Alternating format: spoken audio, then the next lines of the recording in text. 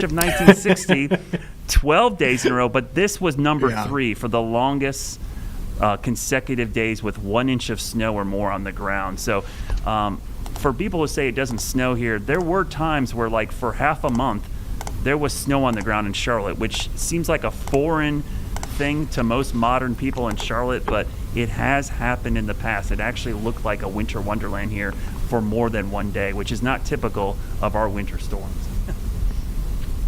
That's really impressive. I mean, to have that much snow on the ground for quite that long is just something to behold. And if people might not realize, when you have snow on the ground, especially if you have a good amount of snow on the ground, it affects the weather you continue to have.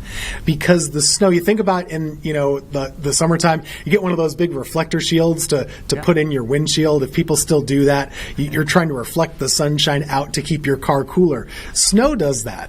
Yep. It's called an albedo effect. So it's super white, of course, and you see it reflecting that sunlight back to outer space. And so it makes it harder to heat up, and it makes it easier to cool down. And so that can keep you colder a little bit in the days following a big snowstorm. I just quickly looked into that stat for Greensboro because I was curious. Our most recent big stretch of snow on the ground is 19 days with an inch on the ground in 2000. So that would have been after that big 2000 snowfall, I guess. And then the biggest one is 1966 in February. It says 26 days in a row with an inch on the ground, which is just mind-blowing.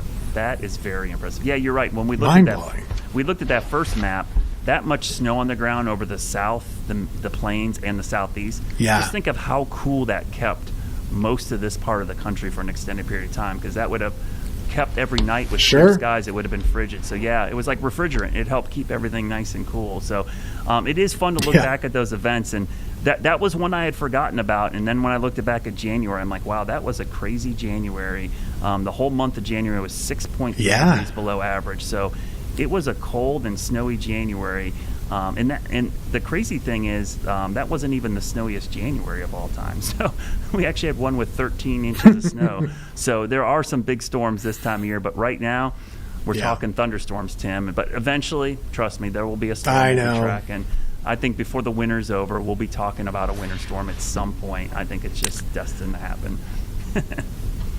We act like it can't happen. It seems like it can't, but it can. Just think last year, New Orleans got like a foot of snow, right? Yeah. So the whole Gulf Coast had one of these same kind of storms that just happened. We've just been unlucky up here. So don't fret yet. Yeah. That's all the time we have for tonight. Stick around. We got more news coming up right here on The Plus.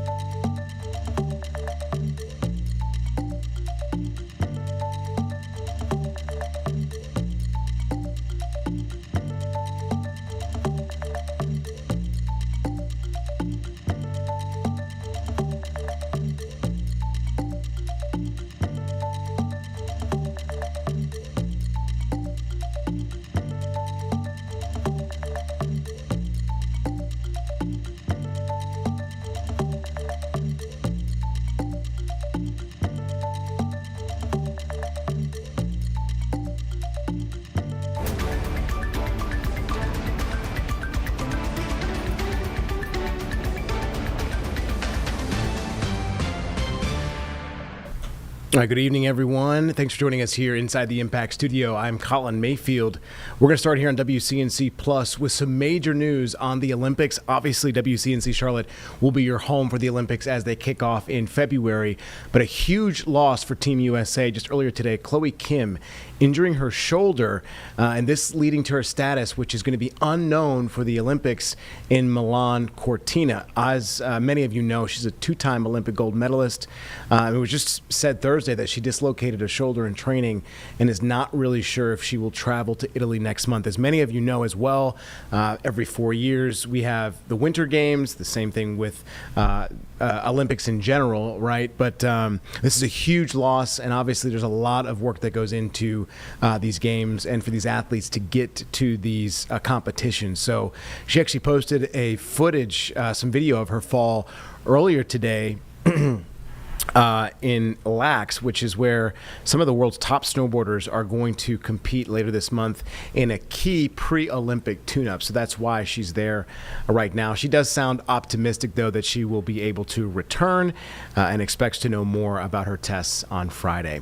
All right, we're going to go now to this update from... Looks like we have a live protest. We've been covering these, and in fact, we have a protest happening in Charlotte because of the deadly killing by an ICE agent of a woman in Minneapolis, Minnesota. I do believe this is happening in Minneapolis as well. Do we have any indication on where this is? It's Minneapolis. This is in Minneapolis as well, so we're going to go to this now live.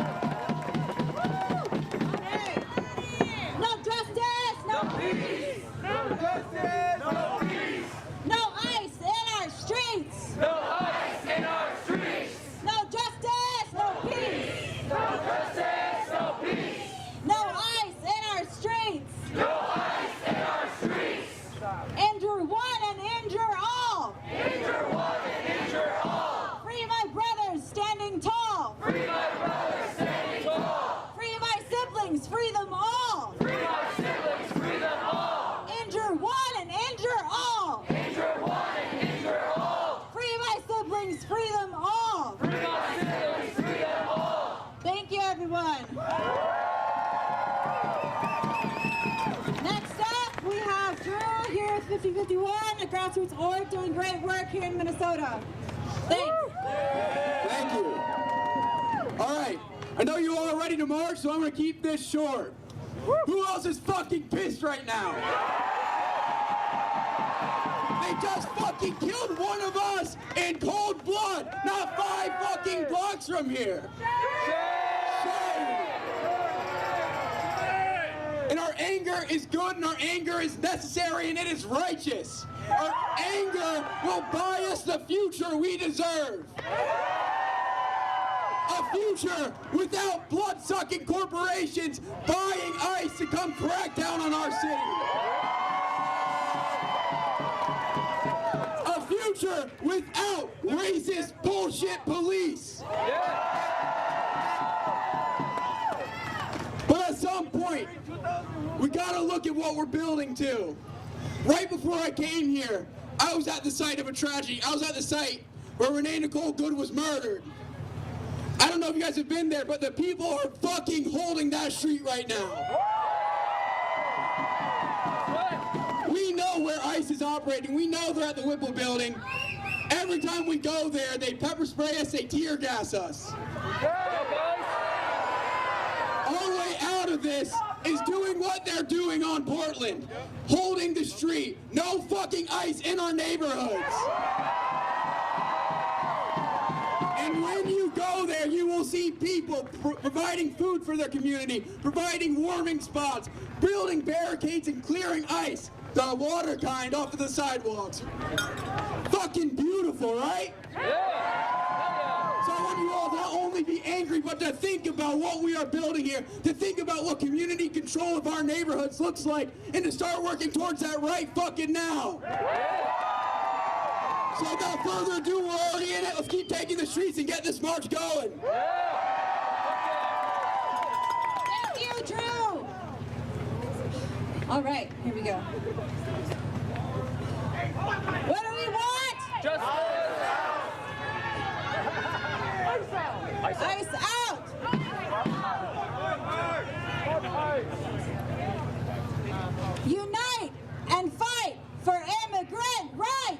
Unite and fight for immigrant rights! Unite and fight for immigrant rights! Unite and fight for immigrant rights! Unite and fight for immigrant rights! Unite and fight for immigrant rights! Thank you, folks, for being out here. We have one last speaker, okay, with the DSA. Thank you very much.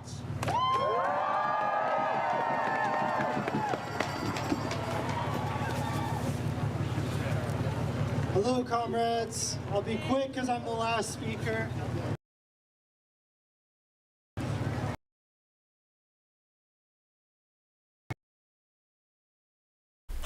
All right, folks, as we were just listening into this anti-ICE protest in Minneapolis, and again, these things are popping up organically, so we're going to try and take them as we start to see these protests pop up. Obviously, this is happening in Minneapolis, and our Siobhan Riley is actually at one here in Charlotte. This is not unusual. We've seen numerous announcements about protests happening across the United States as people are outraged by what they saw, both from the video and some of from the responses from the administration, and I think from individuals around Homeland Security and ICE in and of itself. We're watching numerous incidents, or I guess live happenings right now. It seems like the U.S. House is on the floor, or U.S. House representatives are on the floor right now speaking about numerous things. And as we know, just today, there was some guidelines passed around the ACA and extending those subsidies, which has been a big discussion. As we know, the government shutdown could become a topic again as as we near the end of this month. That will be something that I'm sure Democratic and Republican leaders will be talking about. We'll have to see if that is a talking point for Republicans or Democrats going forward. So again, waiting to get back to, I believe, this feed here. We've been watching a number of these protests, so we do have it back. We're going to go to this now live, happening in Minneapolis, an anti-ICE protest. The same state turns around and then displaces those communities from the people that welcome them, our city. That's right. We stand with oppressed brown and black people in our neighborhoods and across the world. We stand with the struggle of displaced communities. We have welcomed displaced neighbors as a sanctuary city, and we will never back down. The noise tonight needs to be heard, not just by our fascist occupiers, by imperialist occupiers everywhere, around the world. We need to be heard everywhere that no one is illegal. We need to be heard that the fascist occupiers need to get the fuck out. Get the fuck out! No. I want you to chant with me. All you gotta say is fuck ICE. It's pretty easy. In Minnesota, what do we say? In the Twin Cities, what do we say? In South Side, what do we say? What we have seen in the last 24 hours is unprecedented violence and occupation by federal agents. We have response networks extensively across Minneapolis and St. Paul. We continue to building out the suburbs. We have shown our presence at the Whipple building, and we will continue until ICE is out. Right now, the blue line is a few blocks away, with a direct line to Whipple. Tomorrow morning, I want all of you to show up at 7 a.m. and become a Whipple watcher with me. I have spent the last month in North Lot watching these fascist pigs move in and out and bring our neighbors back to that fucking building of harm and terror. Fuck them! If you're not out at the Whipple building, get the fuck out of the streets. We want you at transit stations. We want you on Lake Street. We want you protecting our neighbors where they are vulnerable, where they're being taken. Get the fuck out there. Thank you. Move street, tune up for Kai. No justice, no peace. Justice, no peace. ICE off our streets. No justice, no peace. No justice, no peace. ICE off our streets. ICE off our streets. Are y'all ready to fucking march? I'm gonna say one thing as we roll out, as we move through our community. Remember one thing. We keep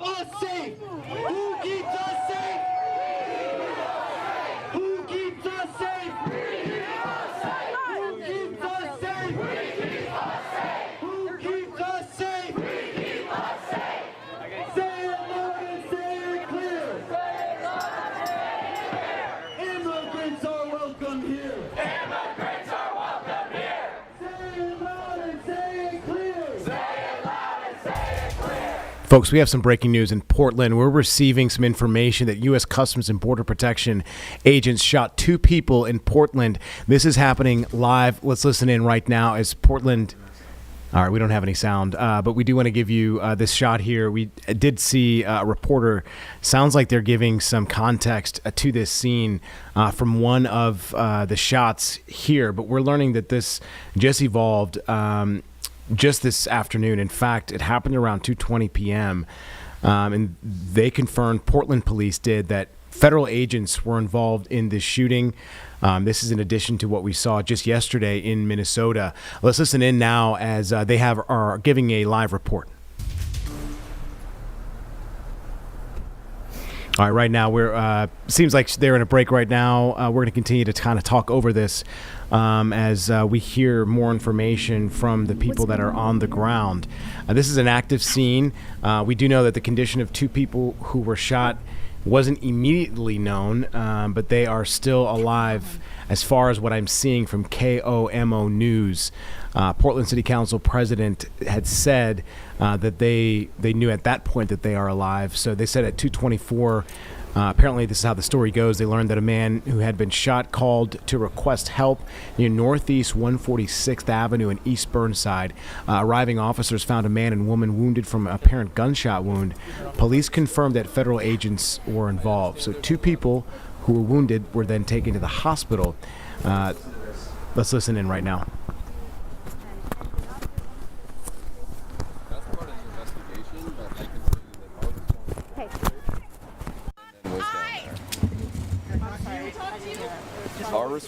Our first response was here, and then a few minutes later, I can't remember the times, but it's in the press release, was at the 146 side location. Do you know if the federal officers who were... Yeah, we've got PIO Kevin Allen here with the latest. That's part of the investigation, so yeah.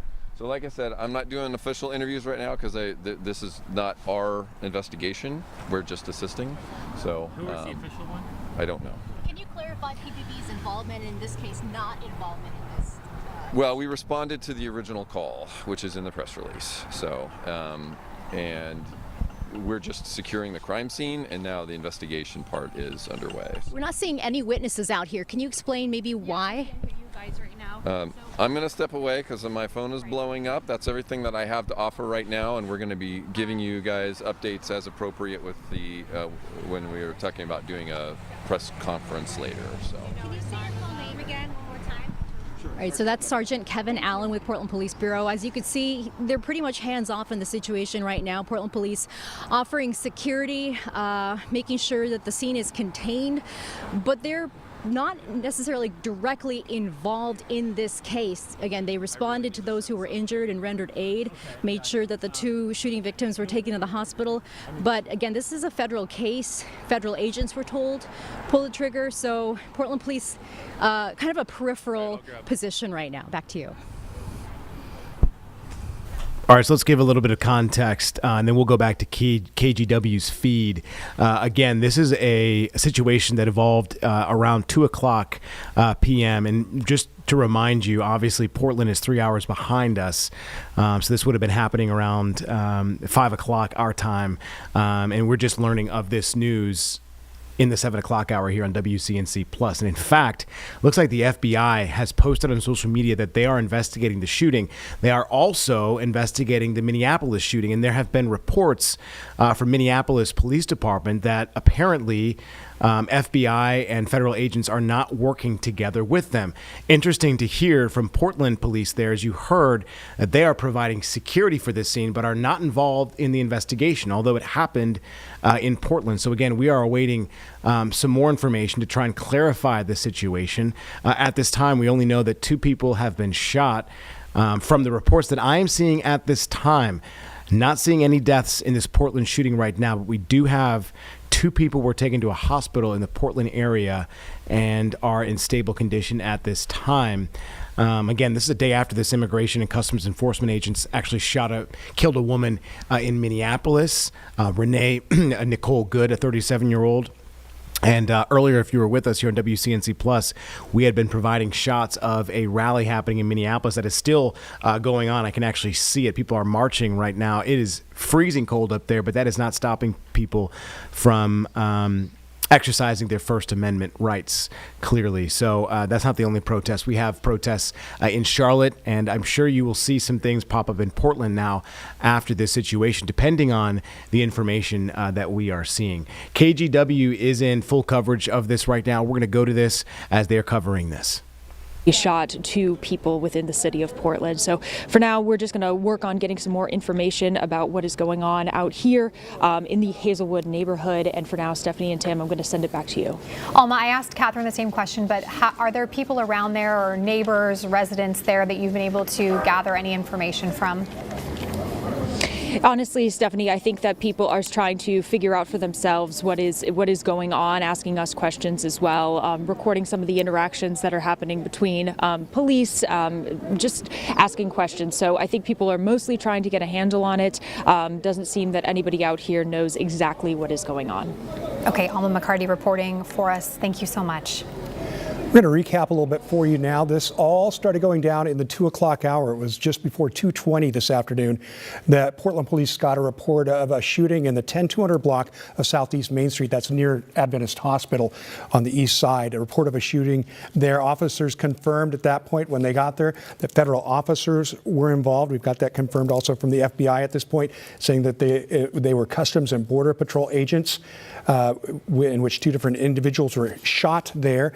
Then just a few minutes later, reports coming from a man calling for help that he'd been shot at 146th and East Burnside, not that far away, a few miles away. Officers found 2 people shot there, a man and a woman, supplied some medical aid to them, in fact, even using a tourniquet on one of those victims, and then they were rushed to the hospital. Their conditions unknown at this time. We've heard from Portland police who very clearly said they don't have any part in this investigation. They were not part of what happened. They did respond to the 2 calls asking for help into the police department. We heard from Mayor Keith Wilson this afternoon, who released a statement recently, just in the last hour, saying, quote, "Just one day after the horrific violence in Minnesota at the hands of federal agents, our community here in Portland is now grappling with another deeply troubling incident. Earlier this afternoon, 2 people were shot and injured by federal agents in the Hazelwood neighborhood." Mayor Wilson being the first one to confirm that the federal agents did, in fact, shoot these 2 people. We do want to make it clear we know that they're in the hospital. We don't know which area hospital they are being treated at, and we don't know their condition at this time. We're following that closely. We were also told earlier this afternoon that Legacy Health was under a lockdown situation. But to say more from what Mayor Wilson told us earlier, quote, "We cannot sit by while constitutional protections erode and bloodshed mounts. Portland is not a training ground for militarized agents, and the full force threatened by the administration has deadly consequences." And the FBI says they'll lead on both of these investigations at both locations. One thing we don't know yet is what they were doing at the time that this shooting happened, whether they were trying to apprehend some individuals or exactly the circumstances surrounding the shootings this afternoon. Let's also talk about, we heard from Chief Bob Day a little while ago as well, who released a statement that said, quote, "We are still in the early stages of this incident. We understand the heightened emotion and tension many are feeling in the wake of the shooting in Minneapolis, but I am asking the community to remain calm as we work to learn more." That was a quote from Chief Day. Right, and tensions are high already before this shooting today, after the shooting in Minnesota of 37-year-old Renee Good, a woman who was in a vehicle on the street. ICE agents or federal agents approached her as she tried to drive off. Different accounts. You've seen the video. There were officers around. She was shot and killed there in Minnesota, and a lot of unrest after that situation there yesterday and into today. And now we have a situation here in Portland as well. Yeah, Portland protesting. We've, of course, heard from people in Portland. I do want to give a statement that we just received from 2 East Portland city councilors. Councilor Avalos and Dunphy responded to this shooting. This is just into our newsroom, saying, quote, "Today ICE shot 2 of our East Portland neighbors, just one day after an ICE agent shot and killed a Minneapolis mother. We are still waiting for more information at this time, but this is part of a pattern of violence that we have seen too many times across our country." So we do know now, confirmed, according to Portland City Councilors, that these were 2 East Portlanders who were shot by federal agents just after 2 o'clock this afternoon. All right, and a similar statement coming in from Maxine Dexter, Congresswoman here from Oregon's 3rd Congressional District, saying, quote, just one day after the horrific murder in Minneapolis, I received reports that 2 people in my district were shot by federal immigration officials this afternoon in East Portland. Both individuals are alive, but we do not know the extent of their injuries. ICE has done nothing but inject terror, chaos, and cruelty into our communities. Trump's immigration machine is using violence to control our communities straight out of the authoritarian playbook. And she goes on from there. We're hearing statements from people across Portland, across Oregon, and they will continue to come in. We will update you as we learn more from them. But first, we want to get back out to Kyle Leboshi. He's joining us from Legacy Health. Kyle, what are you learning there now?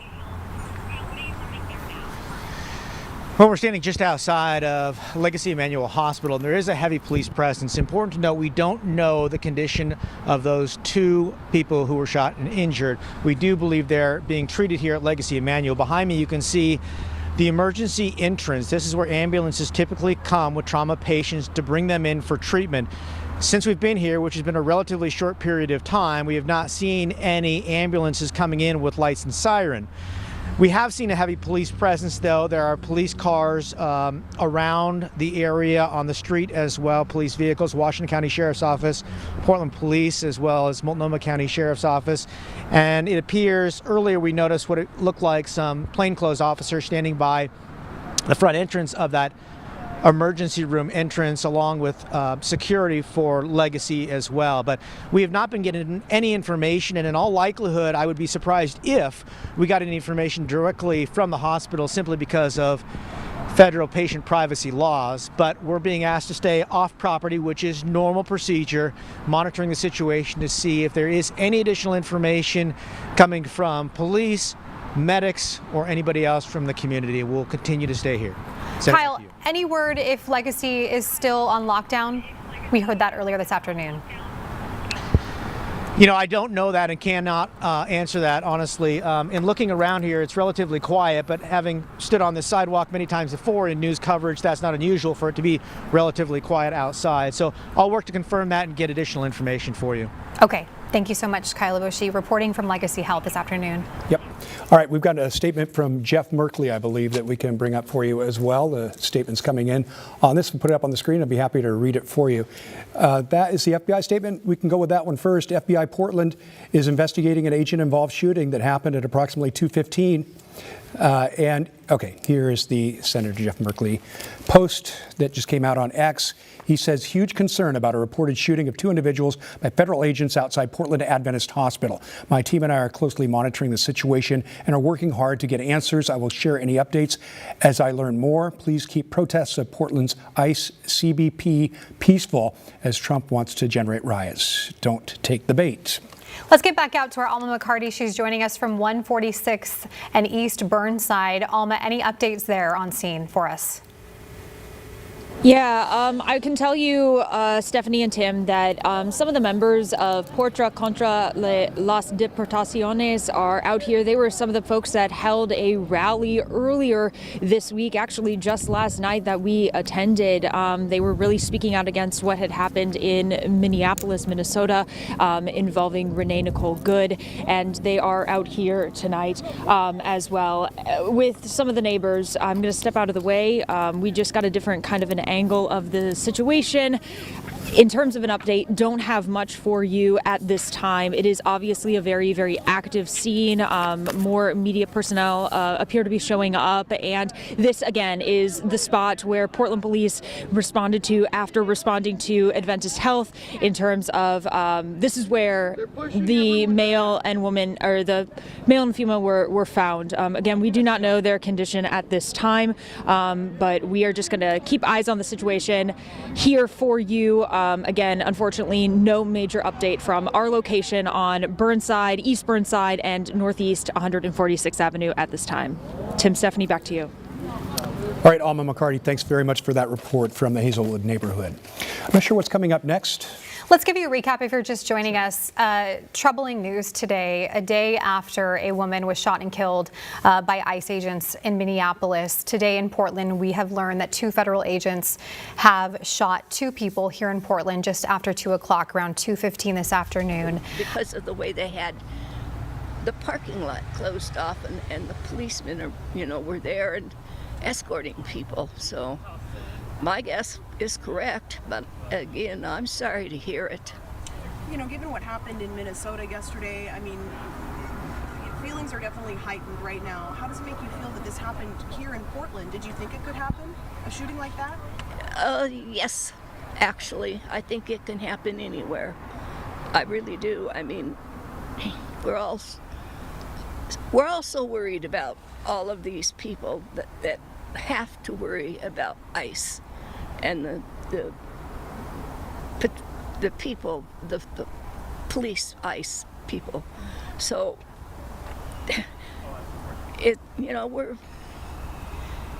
we've had the protests downtown, but I don't know that you would think that it would come up to a building like this, here in our neighborhood. But did you think with what happened in Minnesota, the protests we've seen over the past few months in downtown, like you just mentioned, that it was only a matter of time before something like this happened? Guys, we're hearing from a patient who is waiting to get into the clinic around the same time as this shooting. It's just another one of the people who are kind of mystified by what's happened.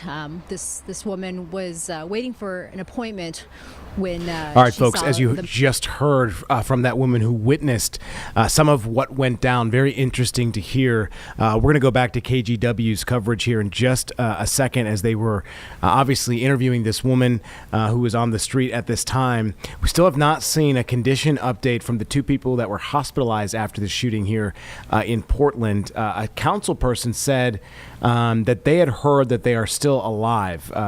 The city council president, actually. So some information is still kind of trickling in from this. So let's go back to KGW's coverage right now. Around the medical office building and beyond here, you have the red crime tape. Again, this is where we are told by Portland police that federal agents shot two people. Those two people were then, they drove to 146th and East Burnside, called police responded, and then rendered medical aid and took them to a local hospital where they're now, we're told, actually we don't know their condition at this time. So again, just waiting to learn details here. We're hearing from multiple lawmakers, from mayor, the police chief, the Multnomah County DA. They're all sort of just waiting to see and hear what happens next, but very active scene out here with multiple federal agents just trying to figure out exactly what happened. I spoke with one woman who expressed frustration, wondering if perhaps the two people who were shot were followed here for a medical appointment, but that's pure speculation. We don't know exactly what brought them to this facility. It is a question, though. What were federal agents doing at a medical office? Certainly one of those questions we're hoping to get answers from federal officials tonight. Back to you. All right, Catherine, thanks so much. And just to check in with you about something there. We saw in the video there the crime scene tape, the yellow and the red, and there seems to be a black sedan, maybe a Hyundai sedan back there in the parking lot. Have you been able to confirm if that's connected with this incident or not? We have not. Unfortunately, we're not able to get beyond these tapes, as you can imagine. But I can tell you that there are multiple branches of federal agencies out here. It is unclear exactly how they are connected at this time, but the FBI is most visibly present at this time during the investigation. Great. Thanks a lot, Catherine. All right, I want to get out to our Celine Stevens now. She's joining us, I believe, from City Hall with potentially some updates for us there. Celine, what are you learning? I see you're with a counselor right now. Yes, I'm going to counselor Jamie Dunphy right now. He just came out to speak with us right now about everything that's going on. I'm going to go ahead and turn on my mic really fast. Celine's getting her mic. There we go. At home, if everybody's able to hear me there, sorry about that again. I'm here with Counselor Jamie Dunphy right now, and he's going to just speak to us. He came out to talk to us about everything that just happened, and so I just want to ask you, I mean, this is, we just saw this happen yesterday in Minneapolis, and now we're seeing it here at home. Just what's your initial reaction to that when the news broke? I mean, we started the day raw, as it was. The city of Portland was already grieving for our friends in Minneapolis, and we know that the federal government has been trying to escalate things here in the city of Portland. And two days in a row, federal officers shooting people who are trying to get away from unlawful detention.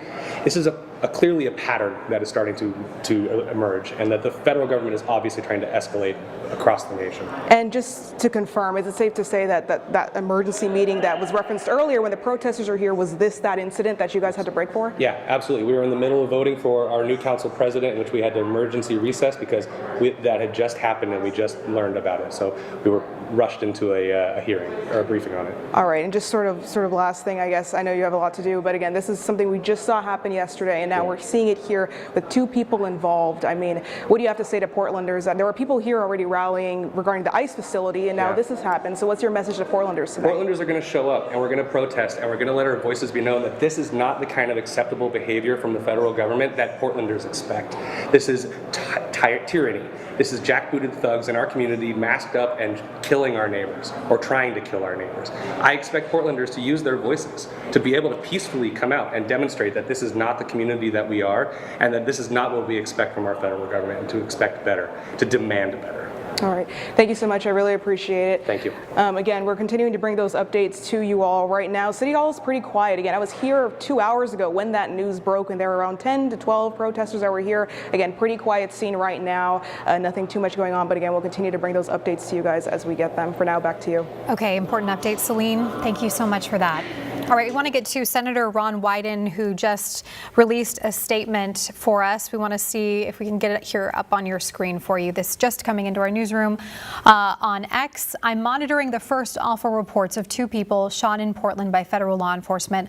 I'll keep you updated, but Trump's deployment of federal agents in my hometown is clearly inflaming violence and must end, end quote. All right, since we are at about the half-hour mark here at 4:30 or so, we can update you a little bit and recap what we know so far. These incidents began in the 2 o'clock hour, just before 2:20 this afternoon. There was a call for a disturbance with a weapon near Adventist Hospital in southeast Portland. There, Portland police officers arrived and found that there was a shooting there that involved federal officers. Then just a few minutes later, a call came in for help from a man just about 3 miles away in the Hazelwood neighborhood for help having been shot. So Portland officers arrived there, found there were 2 victims, a man and a woman, and they were both injured, obviously, by shootings. They helped with medical aid there and got them to the hospital. Their conditions unknown. We have our Kyle Bushi at Legacy Health, which was put into lockdown this afternoon. We don't know the status of it, if it's still on lockdown right now. He said that he does believe on scene that the 2 victims, the man and the woman, were taken to Legacy Health for treatment. We don't know their conditions. We know they are Portlanders who live in East Portland. We did hear from several of the East Portland city councilors who said that the 2 who were shot were East Portland neighbors. Right. Statement from Janelle Bynum, Congresswoman for Oregon's 5th District, just into us. And she says, this isn't law enforcement, it's state-sponsored terrorism. This is the 2nd shooting this week by agents following the orders of a wannabe dictator who is trying to take over cities and rule by instilling terror in the hearts of American people. Let's get back to City Hall. Celine Stevens has another counselor for us, Counselor Candace Avalos. Celine? You both back pretty far. Hi, yeah, I'm here with Candace Avalos right now, Councilor Avalos, and again, we're just trying to get this live reaction from our city councilors right now. Obviously, we had Mayor Wilson that released that statement about 20-30 minutes ago, but I just want to ask you right now, I mean, that news broke, barely an hour or so ago we learned of this. What was your initial reaction as well? Anger, enragement about the way that the federal government, this pattern of violence continues to escalate. They continue to target our community. And as someone who represents the district with the most immigrants, and as a daughter of immigrants, this is personal. Were you in the chambers when this occurred? Yes. Did you know immediately that this was a shooting related to federal agents, or when did you learn that? We were in chambers, we were told to leave, and within a few minutes we were getting the information, so it was all happening pretty quickly, but we learned pretty quickly. And so, I've been out there at the ICE facility during the protests, so many reporters have, and I mean, I don't know if we've ever seen anything happen like this. We saw in Minneapolis, obviously yesterday, this happened to somebody, and now one day later, we're seeing it here on the streets of Portland. Just, what do you have to say about that, and how does that make you feel? It makes me feel like our president and his administration is incredibly dangerous and unstable, and every day it's getting worse, and we need our Congress to act immediately. There is no answer right now that is not impeach, convict, and remove this dangerous man who is threatening our communities. Our democracy cannot survive this. Okay. Is there anything else that you want to add to tell Portlanders that may be watching this? I know a lot of people, there were people here already protesting 2 hours ago, and they were telling me that they're worried that inaction with things like the ICE facility and other things like that would lead to a death, and within an hour of them saying those words, this happened. So is there anything that you'd like to tell people that are watching at home off of that? Absolutely. I understand your frustration, and I'm really doing every single thing in my power. Every single moment, we are trying to find new ways to interrupt these patterns of violence, and so I am committed to continue to do that, and I'm going to be up all night figuring it out. Thank you so much. I really appreciate your time. Again, we're trying to get counselors live to speak with us again. Immediate reaction. This just happened. Everything is still coming in as we speak. So we're just trying to get as many people to speak with us and just share their thoughts about this incident that occurred as soon as we can. So for right now, I'm going to go ahead and toss it back to you guys at the desk. All right, Celine Stevens, thanks very much there at City Hall. We're going to go to Catherine Cook now. She's out in Southeast Portland near Adventist Hospital. That was the scene of where the shooting occurred. The very first shooting happened there this afternoon. And Tim, the responses continue to pour in from lawmakers and congressional delegates. We have a statement here from Congresswoman Janelle Bynum saying this isn't law enforcement, it's state-sponsored terrorism. Certainly a lot of anger and frustration and worry, not knowing the condition of the two people shot. To recap, it all started here on the campus of Portland Adventist OHSU Medical Clinic behind us on 102nd in Southeast Main around 2:30 this afternoon. That's where police tell us that federal agents shot two people, a man and a woman. Those two people then drove to 146th and East Burnside, where they contacted Portland police. Police responded, rendered aid, helped them, and got them to a local hospital where they are recovering, but it's unclear their conditions again. But so we have two different scenes here, guys, and a lot of unanswered questions. Certainly the biggest one on folks' mind out here in East Multnomah County is, what were federal agents doing at a hospital? What were they doing at a medical center? What were the two people who were shot doing here? Were they arriving for a checkup? We're told that this is a clinic that accepts a lot of mammogram patients, people coming for ultrasounds. Again, we don't know who the two people were who were shot, but we're told that they are in the hospital now, apparently recovering. We don't know their conditions. But again, just kind of a lot of unanswered questions as we feel out this scene. It's unclear where this investigation is going. Certainly a lot of people are talking about what happened in Minneapolis. How does that impact the investigation unfolding here? I can tell you that Multnomah County DA Nathan Vasquez is on scene. He is prepared to speak with us a little bit later. Portland Police Chief Bob Day releasing his advice to the community, asking everybody to remain calm as this unfolds. So certainly a lot of people just waiting for answers tonight. Back to you. Yes, absolutely. We heard from Chief Day asking for calm, Mayor Wilson asking for calm as this plays out. Catherine, thank you so much for that update. And she recapped that after that shooting happened near Adventist Hospital, these two people, a man and a woman, drove to Northeast 146th and Burnside, and that is where they called police again and were taken to a hospital from there. We have our Blair Best joining us now from that area. Blair, what have you learned since you arrived? So we're at Northeast 146 and East Burnside. This is where Portland police officers found the two people who were shot by federal agents. And just to sort of set the scene for you, this is a very residential area. We're surrounded by large apartment complexes. As you can see, there's the police tape there. There's officers walking around. There's more than half a dozen Portland police cruisers. But I want to pan it back over this way. I have a man, his name is Alex. He lives right next to where a lot of this police activity is unfolding. So Alex, talk to us. What have you seen today? When I was coming back home and I didn't see the actual shooting, but they had the whole street blocked off. And just in talking to people, it sounds like somebody was trying to get away from them in their car and was shot. That's the most that I've heard. Can you describe sort of the tone of this neighborhood? We're all just working class people. There's a lot of immigrants. I think everyone around here knows that. But they keep to themselves. They don't cause any trouble for me. I live right here. They don't touch my stuff. When I have problems, it's from U.S. born people. How does this make you feel watching this unfold right outside your doorstep? I am beyond angry that this is happening the day after they killed that woman. I mean, this has gone too far. This is beyond voting. We need to do something. Like, the people need to do something. This is ridiculous. Have you seen ICE agents come into your neighborhood before? Not to this complex, but I've been kind of waiting for it because I had a feeling that they were going to be here at some point. I've seen them on Division and I've seen them at the MAX stations, but this is the first time they've been on our street. What would your message be to these federal agents?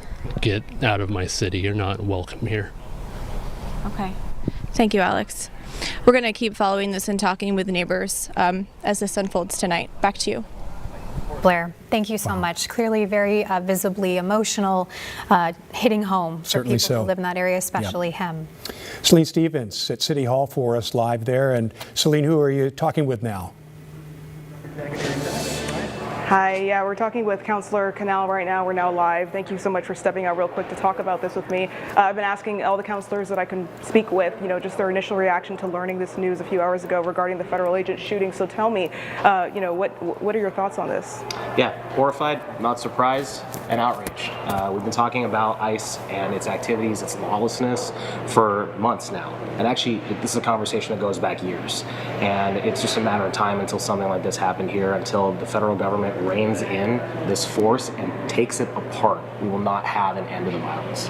Is this something that obviously we saw this in Minneapolis yesterday, is this something that you expected or you never thought it would get to this extent here at home? I absolutely thought it was possible. That's why we've been working on legislation to try and rein in this government as it operates here for a number of months now. Yesterday, I thought about Minneapolis. I was in Minneapolis in October and met a lot of the local leaders there. Drove on Portland Avenue, actually, where the shooting happened, and I'm keeping the families of Renee Nicole Good in Minneapolis and our two Portlanders who are injured right now in my thoughts. When you talk about reining in how the government operates here, are you able to specify what exactly you mean in terms of that? In terms of what we can do and in terms of what the federal government can do are two different things. We have to talk about ensuring that federal agents are not masked when they operate in the city limits of Portland. But broadly speaking, the federal government has a responsibility to take apart ICE brick by brick. And just sort of last thing, speaking, there are Portlanders here that were rallying when we learned of the news. They were trying to meet with Mayor Wilson regarding the ICE facility, and they were told he couldn't come out because of this emergency situation, and we learned about all this unfolding right before our eyes. So to the Portlanders that were already, they said they felt like, inaction would lead to something like this, and now obviously there has been an incident. I mean, what do you have to say to people that, have been protesting at the ICE facility here, are going to continue? What do you have to say to those people? I'm proud of them. I'm proud of our Portlanders for standing up for the human rights of every person in this country, and I'm proud of them for doing so in a way that's overwhelmingly peaceful and grounded in our values here as a city. Thank you so much. I really appreciate it. We're going to go ahead and toss it back to you guys at the desk. We've heard from 3 councilors here, but again, back to you guys. All right, Celine Stevens, thank you very much. We want to get back out to Catherine Cook, who's joining us near Adventist Hospital. Catherine, the DA just arrived there. Concerned and yes, we're going to hear from him right now. This is DA Nathan Vasquez. We are here from the District Attorney's Office to monitor, to assist, and to make sure that there's a thorough and complete investigation, that evidence is fully preserved, and that we're certainly hoping that we can get all of the facts about what transpired here today, and we will work to update the public as we go forward and get more information. Who is the head investigator on this right now? I know PPP is not. Right now, I don't have a lot to say about that as this investigation is starting to unfold, and certainly the different agencies involved are coming together.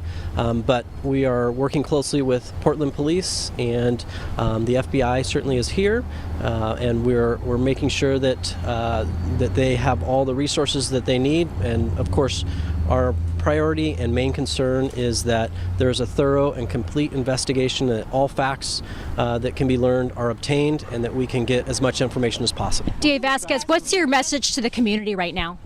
I think the message to the community is that local officials are very carefully monitoring this, and we're making sure that the interests of this community are well represented, and that this investigation is done in a thorough and complete manner. Can you say thanks, anything you guys. about Thanks, the you guys. scene? That's You were all I just can say. over there.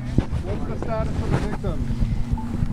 So that was Multnomah County District Attorney Nathan Vasquez.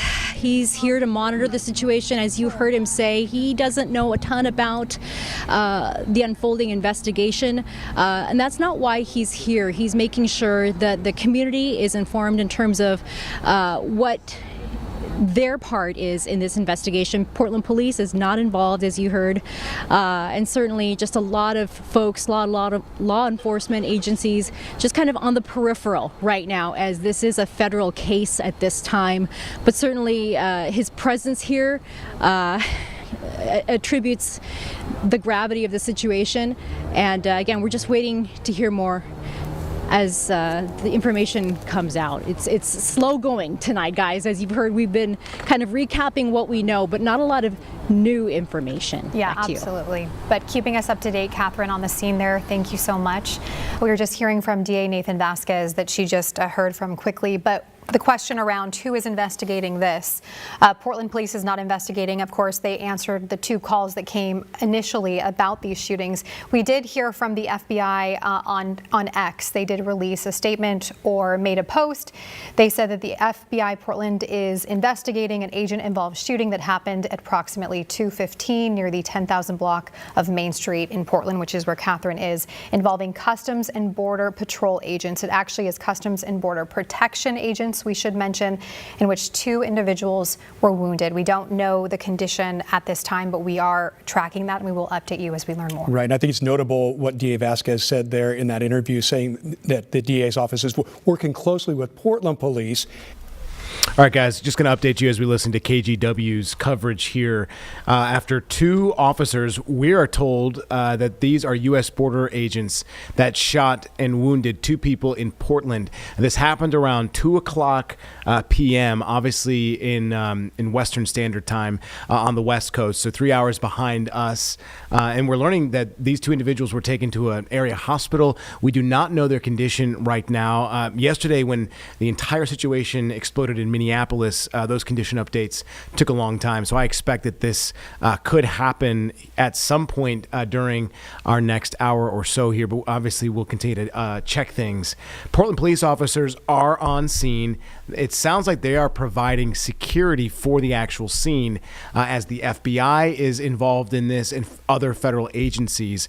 And as we were told and have read, the situation in Minneapolis is very different. It seems like Minneapolis police are not being involved in that investigation. The FBI is there as well. So we're still looking for some clarity, not only from the Minneapolis situation, but now here in Portland, as we have a day after a woman was killed in Minneapolis, 2 other people shot in a different community out west. So again, a man at the scene actually told some of the reporters that they saw this wounded man stopped in a vehicle and was bleeding. And apparently from witnesses, it was a man and woman who have been shot. But again, we're still looking for confirmation as to what happened. Even the mayor, Keith Wilson, talking about how Portland is now grappling with another deeply troubling incident. As we know, Portland has been at the crosshairs of so many different things over the last couple of years. So let's go back to KGW's coverage right now as we listen in. Another ICE-related issue. Explain to me what happened today. Yeah, so I'm a part of a group called Portland Contra las Deportaciones. We're an immigrant rights organization in Portland. We went to demand a meeting with the mayor today to demand that he shut down the Portland ICE facility and revoke the permit. So we went and knocked on his door. An employee came out, and while we were in there, the employee told us that he couldn't meet with us because there was an emergency, and he's on the phone with ICE and the Portland Police Bureau. We then heard that City Council went on an emergency recess, and we saw counselors go into his office. So we knew something serious had happened, and for us, we were like, okay, we knew that this was going to happen, right? Like, ICE has been targeting people. You've needed to step up for a long time now. But yeah, essentially then we saw a screenshot of a police scanner saying that someone had been shot by ICE. And so what did you make of all of that as it was unfolding? I mean, multiple of us cried. We were really upset. Obviously, yesterday, someone was murdered by police. Sorry, not by police. Someone was murdered by ICE in Minneapolis. So it's a part of a pattern of escalation by ICE. I think people are feeling very fearful, very angry, very upset. And so what are you doing out here today? What's sort of your message? Yeah, our message is that we want ICE out of Portland. This happened here in Portland. Someone was shot in Portland by ICE. The city has many different avenues that it could take to tamp down on ICE and to curb its behavior here, like shutting down the Portland ICE facility. So that's what we're calling on them to do. But in general, we also just want ICE to be held accountable. And we want ICE out of Portland, and we also want people to feel empowered. They're trying to scare us right now, but we have the power to fight back. And I'm really hoping that people can come together in the upcoming days to protest and stand against this. Okay, thank you for talking with us. We have lost connection out here, so we're going to work with some technical things, but I'll toss it back inside to you. All right, Blair Best, thank you very much. And Alma McCarty in that same area, the Hazelwood neighborhood. Alma, what can you bring us? Yeah, what I can tell you, Tim, is that a lot of people out here who live in this area, who live in these apartments and live in these buildings, they said that they might have heard something, but I spoke with one gentleman named Daniel who told me that really there's something happening here a lot, and so he didn't necessarily think that there was something big going on. However, obviously there is quite the scene out here. As Blair just mentioned, there are a bunch of activists who were formerly at City Council. Now they have shown up to this area. This is the spot where Portland police then found the victims in this case, a man and a woman who were taken to the hospital. We don't know their condition at this point. Lots of police tape up in this area, and earlier this afternoon, police actually moved some of the tape to cordon off some of the police vehicles as well. There's been a few, I wouldn't say confrontations, but heated discussions between the people who are here, whether they showed up or they live in this area, and some of the officers. But at this time, not a lot of new information from Portland Police or from the FBI about this scene in particular, but we do know that it appears to be very, very active and continuing to be so this evening. Tim, back to you. All right, thanks, Alma, very much. All right, we want to get out to our Devin Haskins as well. He's standing by for us. Devin, what have you learned? Yeah, we're getting reaction pouring in from local, state, and federal leaders. We've heard from city and federal officials. Excuse me. Let's get right to a statement from Congresswoman Janelle Bynum, who says this isn't law enforcement; it's state-sponsored terrorism. And also hearing from Democratic senators, both Ron Wyden and Jeff Merkley. Ron Wyden first saying on X, "I'm monitoring the first awful reports of 2 people shot in Portland by federal law enforcement. I'll keep you updated, but Trump's deployment of federal agents in my hometown is clearly inflaming violence and must end." Now to Senator Jeff Merkley, who also wrote on X, huge concern about a reported shooting of 2 individuals by federal agents outside Portland Adventist Hospital. He says, "My team and I are closely monitoring the situation and are working hard to get answers." He adds that he'll share any updates as they learn more. He asks people to please keep protests of Trump's ICE CBP peaceful, as Trump wants to generate riots. Don't take the bait. We've also reached out to Governor Kotek for her response. And again, as these come in, we'll be sure to share more of them with you. All right, Devin, for that update in the newsroom. Thank you so much. We also want to share a statement that we did get from Mayor Keith Wilson earlier today, actually just within the last hour. He said, quote, "As mayor, I call on ICE to end all operations in Portland until a full investigation can be completed." He went on to say, "I call on every Portlander to represent our values and to show up with calm and purpose during this difficult time.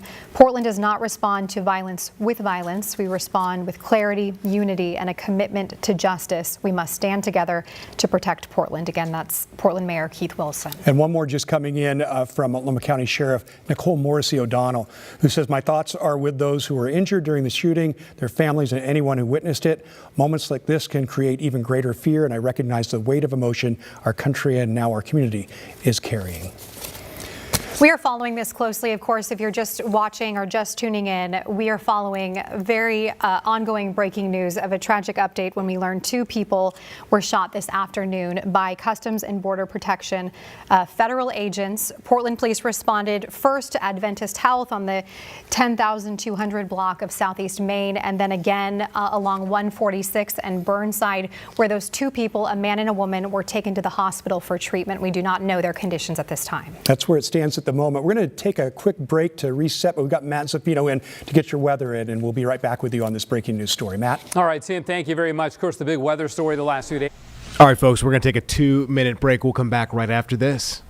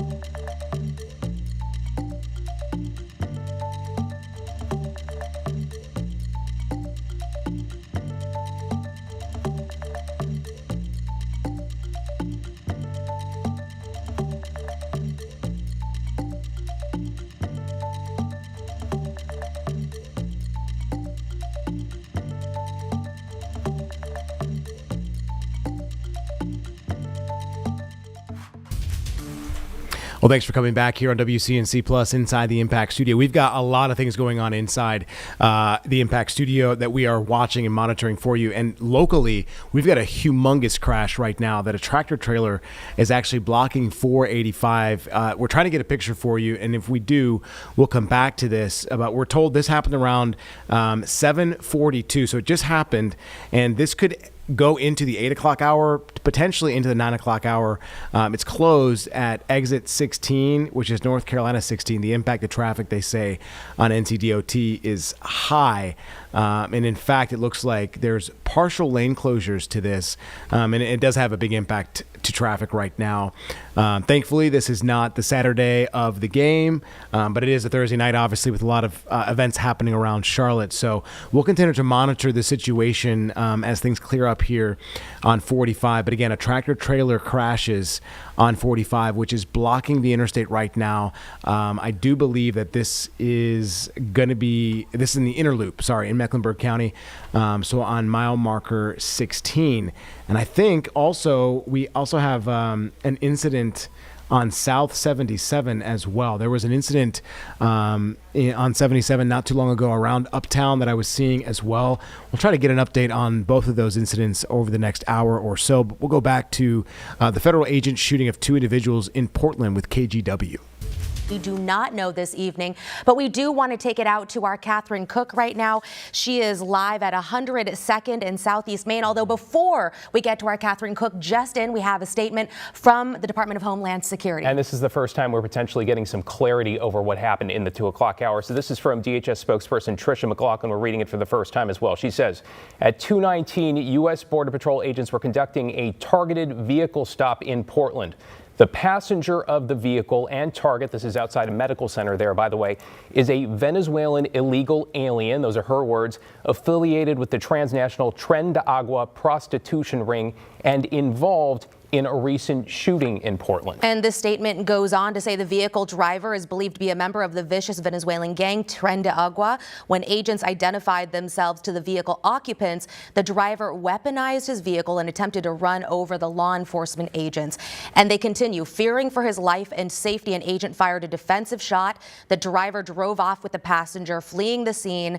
And of course, they say the situation is evolving as they continue the investigation. This is the official account, again, from Homeland Security in the last few minutes, saying agents shot them when they weaponized their vehicle and tried to run over the agents. Of course, 24 hours or a little over 24 hours after ICE agents shot and killed a 37-year-old woman in Minneapolis. You can understand why tensions are heightened in the Portland metro and across the country tonight. Of course, there's no word from the FBI, which is officially conducting the investigation here. Portland police also securing the scenes, but we have team coverage out there tonight.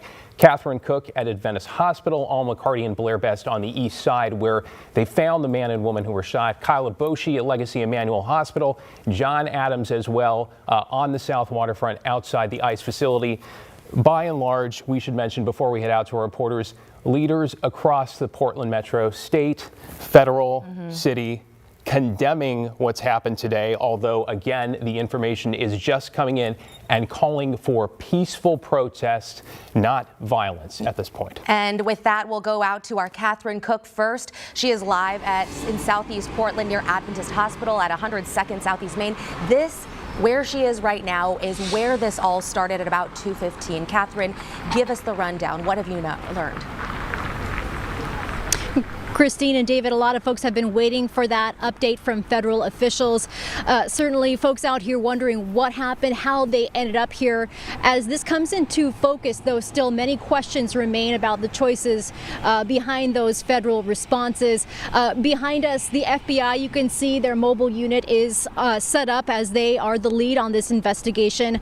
With that said, Portland Police is also out here. Multnomah County DA Nathan Vasquez made a stop through here just a few moments ago, again, to sort of keep boots on the ground, but also clarify that their involvement is really on the periphery.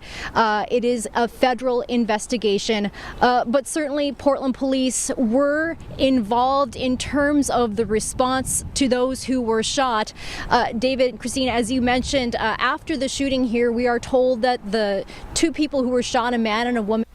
All right, guys, we do have a shot of this that I was just talking about as we came back from break.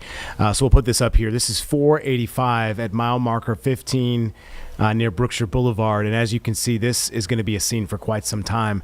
There had been an initial announcement from NCDOT saying this would be cleared by 9. Now they have adjusted things the fact that this could end around 11 o'clock. So it sounds like we will be updating you on WCNC Charlotte at 11 o'clock when we hit the air. Again, this is a crash. We do not know of any injuries, or at least I'm not seeing any at this time. There are 2 left lanes that are closed at exit 16. And this impact is going to be throughout the better part of the evening. So please, if you do have to go in this area, they are already providing detours for individuals around this. This is very involved. Seems like that tractor trailer is stretching across almost all of the lanes of 485. So that's why you're seeing this massive shutdown. Terrible timing, because I did see something on 77 South that there was also an accident there about an hour ago. So we've got numerous issues right now on this Thursday as folks make their way around town. And again, not necessarily seeing any injuries at this time, but there are 2 of 3 lanes closed in this incident. It's a vehicle crash, and there's going to be more to come from this. Obviously, the investigation is ongoing. It looks like we have troopers from the Highway Patrol who are already on scene and numerous wreckers trying to get this thing figured out. But this is going to have quite the impact throughout the night, and we'll continue to stay on this for you. As I said, we do have something on I-77. I'm trying to pull up here some information. Yes, so that was around the 6:30 hour.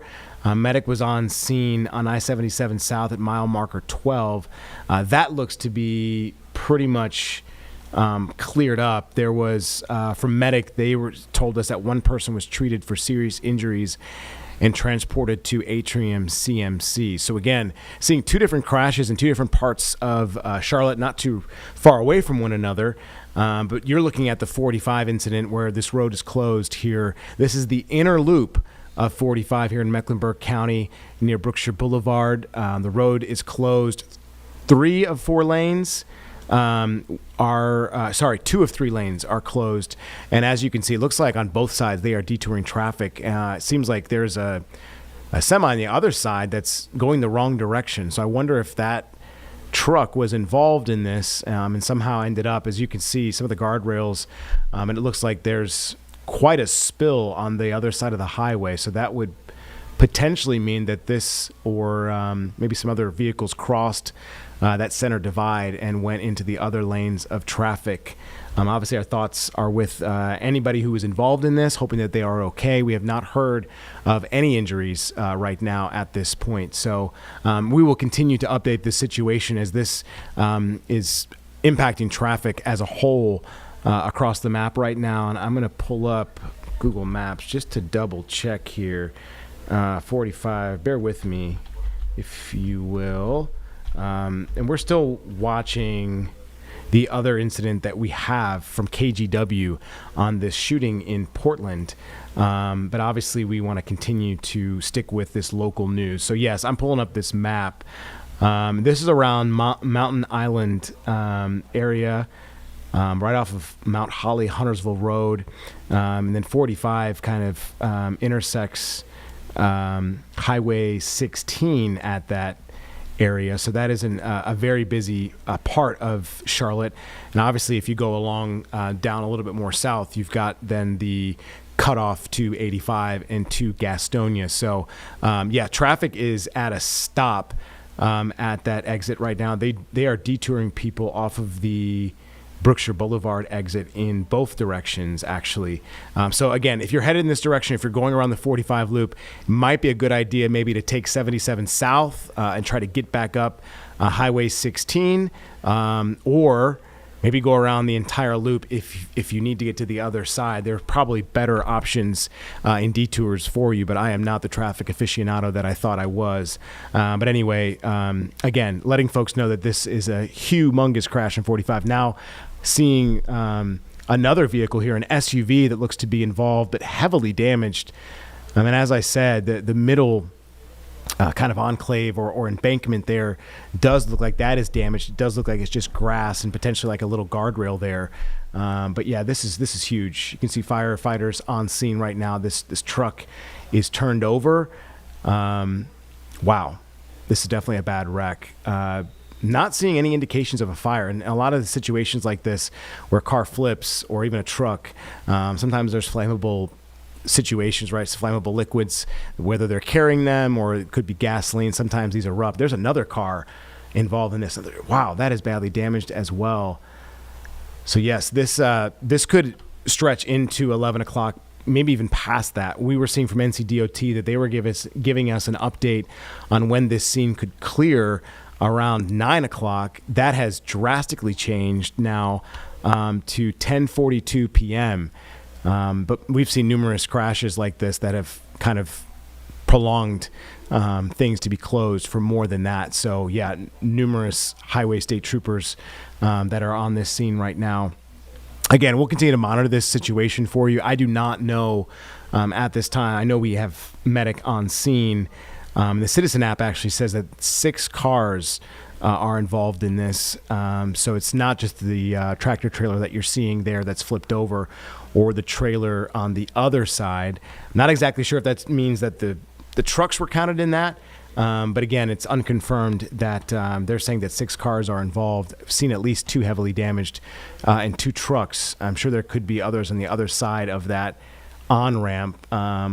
Seeing cars kind of turning around, going back up that on-ramp. So please, if you're going in this area, please be aware the situation is going to be ongoing and developing throughout the night. And we have looked to update medic on who could be injured in this. Seen 2 SUVs that are pretty heavily damaged. So yes, we'll get back to this reporting and get you any updates as soon as we get them. We're going to go back to KGW's coverage right now of this shooting in Portland. As things stand right now in this location, things are calm. People do have purpose, but also people are upset. They're angry. Some people on the verge of tears. And as we speak, protesters are planning their next move. Joining me now live is Holly Brown. She is the leader of a local protest group. Holly, what is your plan for tonight? Yeah, so tonight we are going to be meeting at the ICE facility at 7 p.m. We're going to be protesting against ICE there. We're going to be standing against their violent actions here in Portland today. We're going to be demanding that the ICE agent who shot these people is arrested, and we're going to be fighting back. We have heard repeatedly from Portland Mayor Keith Wilson and Chief Bob Day that they want peace. They want people to protest peacefully and not, quote, take the bait from the Trump administration. Do you agree with that? Is that how you guys will approach tonight? I mean, I think that ship has sailed. They shot people in Portland today. We're not going to go out there and do something crazy, but we have to fight back. And quite frankly, saying that people should stand down, should avoid, going up against ICE right now is actually super dangerous, because when they do things like this, we have to show them that we will not let it stand in Portland, and we're not going to be silent. But you'll do so peacefully. Yeah, I mean, we're going to go there. We're going to raise our voices. We're going to stand against violence here in Portland, and we're going to make sure everybody is safe while we're doing that. Okay, Holly, thank you. Yeah, of course. We'll continue to monitor the situation out here and down at the ICE facility. But for now, we'll toss it back to you. All right, Blair, I appreciate you giving us a firsthand perspective of someone on the ground and reacting to this news. Thanks so much. And also, Justin, we've heard that at 6 p.m., Portland police plan to host a news conference. We plan to be there as well, and we'll bring it to you live as soon as we get there. Also, as we talk about Portland Police, Chief Bob Day asking the community to stay calm as they help with the investigation. Important to note here, the FBI is running this investigation. That news conference, by the way, the governor, the mayor, and the police chief are all going to be there around 6 o'clock this evening, so we should get potentially some context and an update there. It's just interesting as we hear from Homeland Security saying that this was a targeted vehicle stop, that the passenger of the vehicle was a Venezuelan illegal alien. These are their words, affiliated with a prostitution ring. The driver was believed to be a Venezuelan gang member. These are sort of the language terms we often see in Homeland Security statements here. But important to note that they are saying when agents identified themselves, again, these are Customs and Border Protection agents, the driver weaponized his vehicle and attempted to run them over. The agent fired a defensive shot. The driver drove off with his passenger. A little bit of an inconsistency in the statement, considering we understand both people were shot. So in theory, 2 people could be hit by 1 bullet, but that's one of the questions we're going to be trying to answer over the next few hours, including the condition of the victims right now. That's true, and we don't know exactly where they are. However, we do know that earlier today, Legacy Emanuel was put down into lockdown, and that's where we find our Kyle Laboshi this evening. Kyle, if you can hear us, what are you seeing on the ground? I know earlier you said things seemed quieter than usual. Indeed, there was a heavy police presence early on out here, in all likelihood for crowd control, but many of those officers have now left. As you pointed out, we reached out to Legacy Emanuel earlier today and throughout the afternoon and early evening, looking for any confirmation on the number of patients that were transported here and their condition. So far, we have not heard back. We were also told earlier today they were in lockdown, and we've not received any information officially from Legacy Emanuel. Behind me, you can see the emergency entrance here at Legacy Emanuel Hospital. This is a level 1 trauma center, so oftentimes in dire situations, very serious injuries, this is where the patients come. We have seen some ambulances arrive, although none with lights and sirens since we've been here for the past hour or so. We've also seen police officers and also hospital security roaming about. We hear in the distance what sounds like some protest activity, and we've seen a few people, maybe half dozen at most, kind of wandering outside the perimeter of the hospital.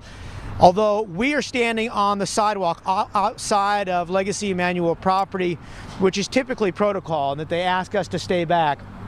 So far, though, we've gotten no official word from Legacy Emanuel as we continue to wait for any type of update on how many patients were transported and are being treated here. Once we get that information, we'll pass it along to you.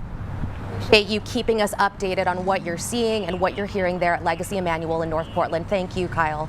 And as he was saying, we don't know the conditions of the two people shot. What we do know is that around 2:30, a man did call for help.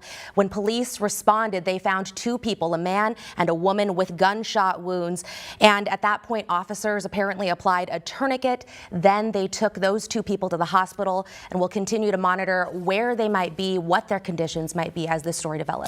Homeland Security saying the driver of a vehicle, the start started with a vehicle around that medical center at Venice Health, and saying the driver tried to run over law enforcement agents during that targeted stop, and that's when agents opened fire. That's the official line from Homeland Security this evening. Obviously sensitive considering the context of everything that's happened in the 24 hours, especially in Minneapolis, where an ICE agent shot and killed a 37-year-old woman. That investigation also in its early stages. But I want to bring in John Adams on the South Waterfront outside the ICE facility, which, John, has been a bit of a flashpoint over the last few months, of course, with the president trying to bring in the National Guard to calm things down, a judge basically blocking the president from doing that. President Trump within the last few weeks saying he was going to back off, and now this, but calls again, John, for calm across the city. What are you seeing right now? Well, David, a flashpoint, I would say, is a great way to describe what this facility has been throughout the last 6-7 months or so. But as of right now, we see about 15 people, 15, maybe 20 at most, protesters out here. Most of them have arrived within the last hour since we got on scene here around 4 o'clock. There are only about 5 people here at this time. I'm going to go ahead and step out of the way so you can see what's going on in front of the facility.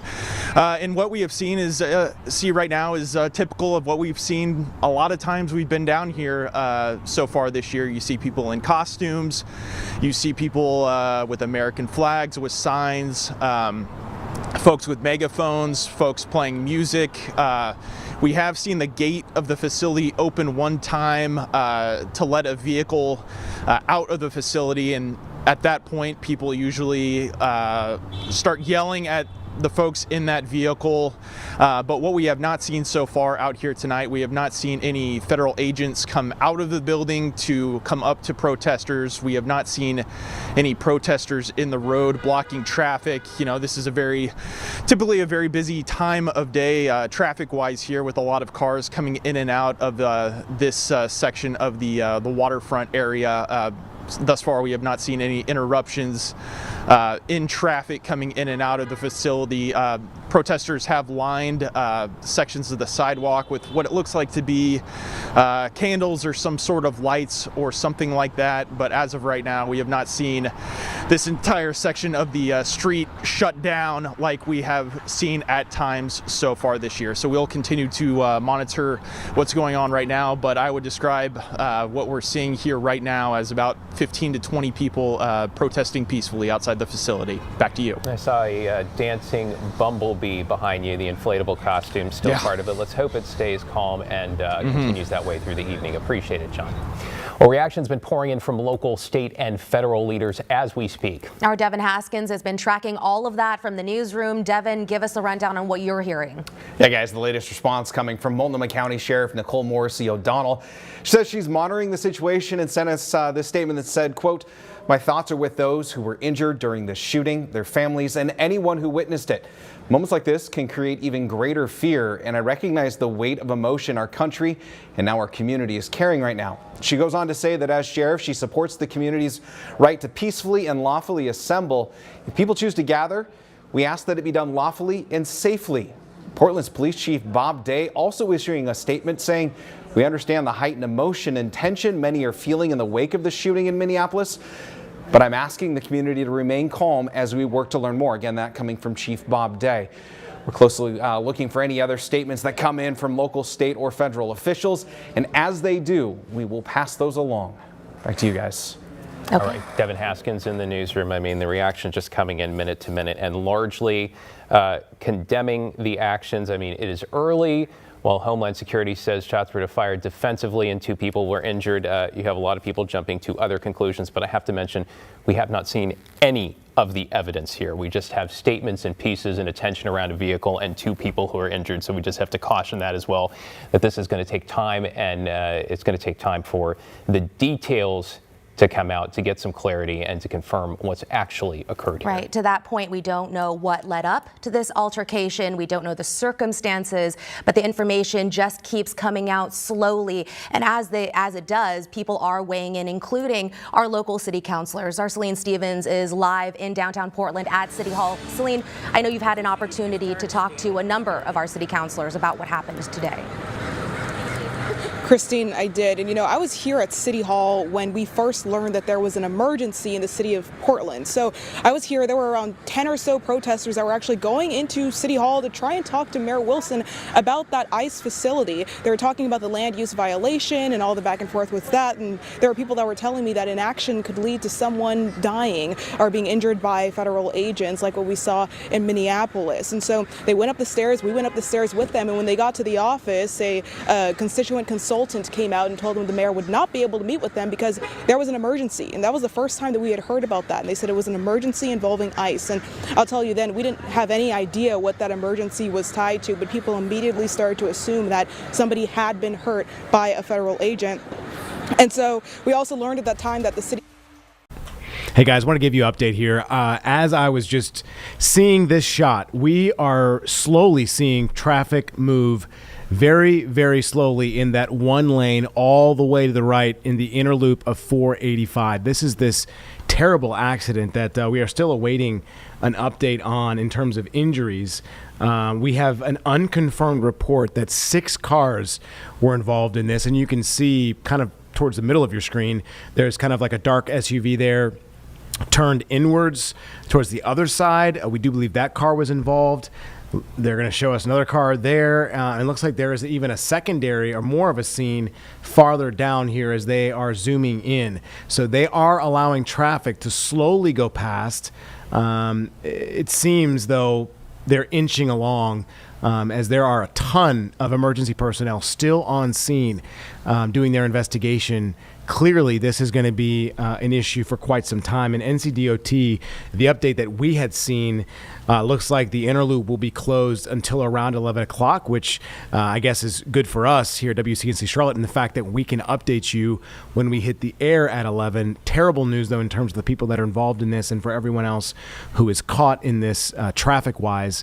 But again, still learning some information, trying to get a hold of medic to learn who might have been involved in this. It looks to me like there are 2 tractor trailers in question here. They have one in the middle of 45 in the inner loop turned over on its side, blocking nearly every lane.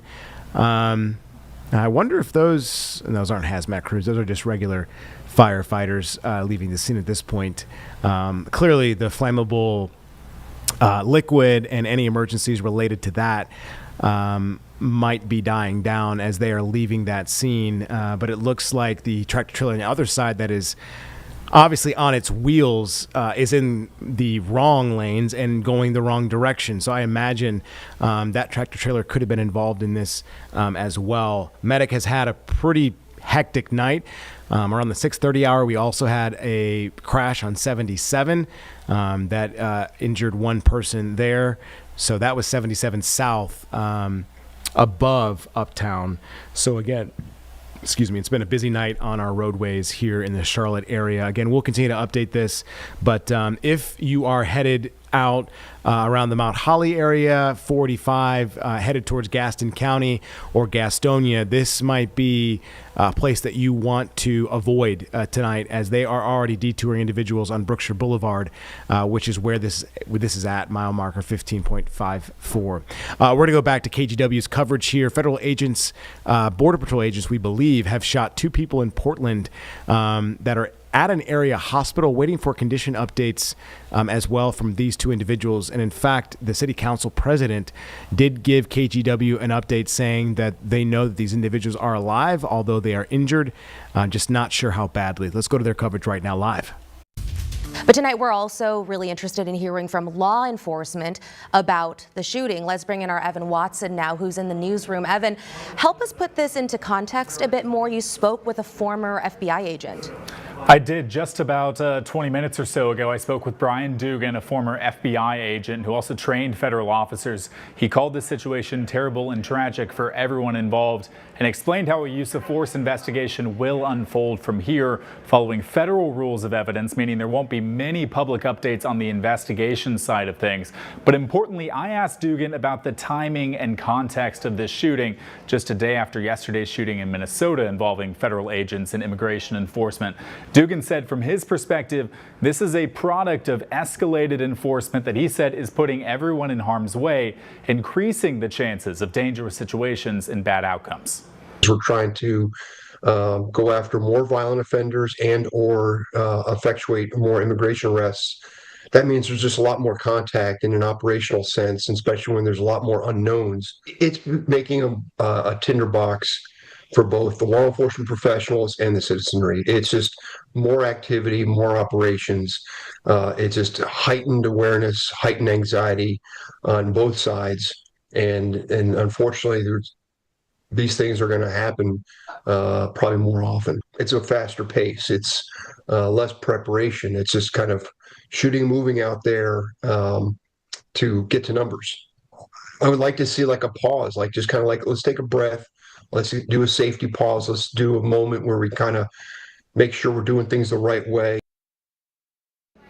Dugan mentioned multiple times to me that point about the pace of immigration enforcement, looking at how frequently officers are trying to make stops and make arrests, make quotas for how many people they are looking to stop and arrest in different situations. And he seemed to emphasize from his perspective, a former federal agent, that having that kind of pace, having that kind of increased, enhanced enforcement is creating situations that could be very dangerous, which is why he made that point about looking for a pause, looking for something that if he was in charge, he'd like to step things back when you look at the context of this nationally. Back to you.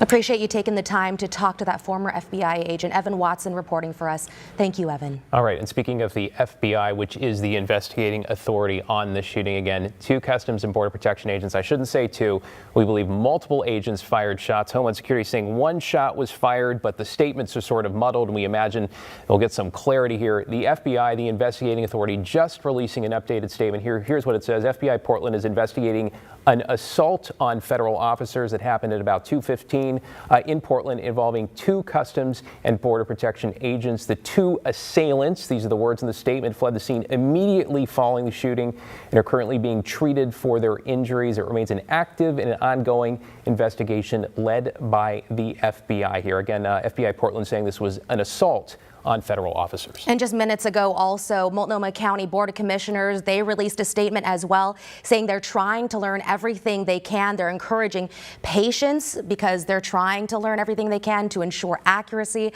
They say, quote, what we can say now is enough is enough. The terror and violence ICE is causing in our neighborhoods must end now. Again, this all coming after DHS made a statement saying that their agent feared for his life, that he was conducting a targeted vehicle stop.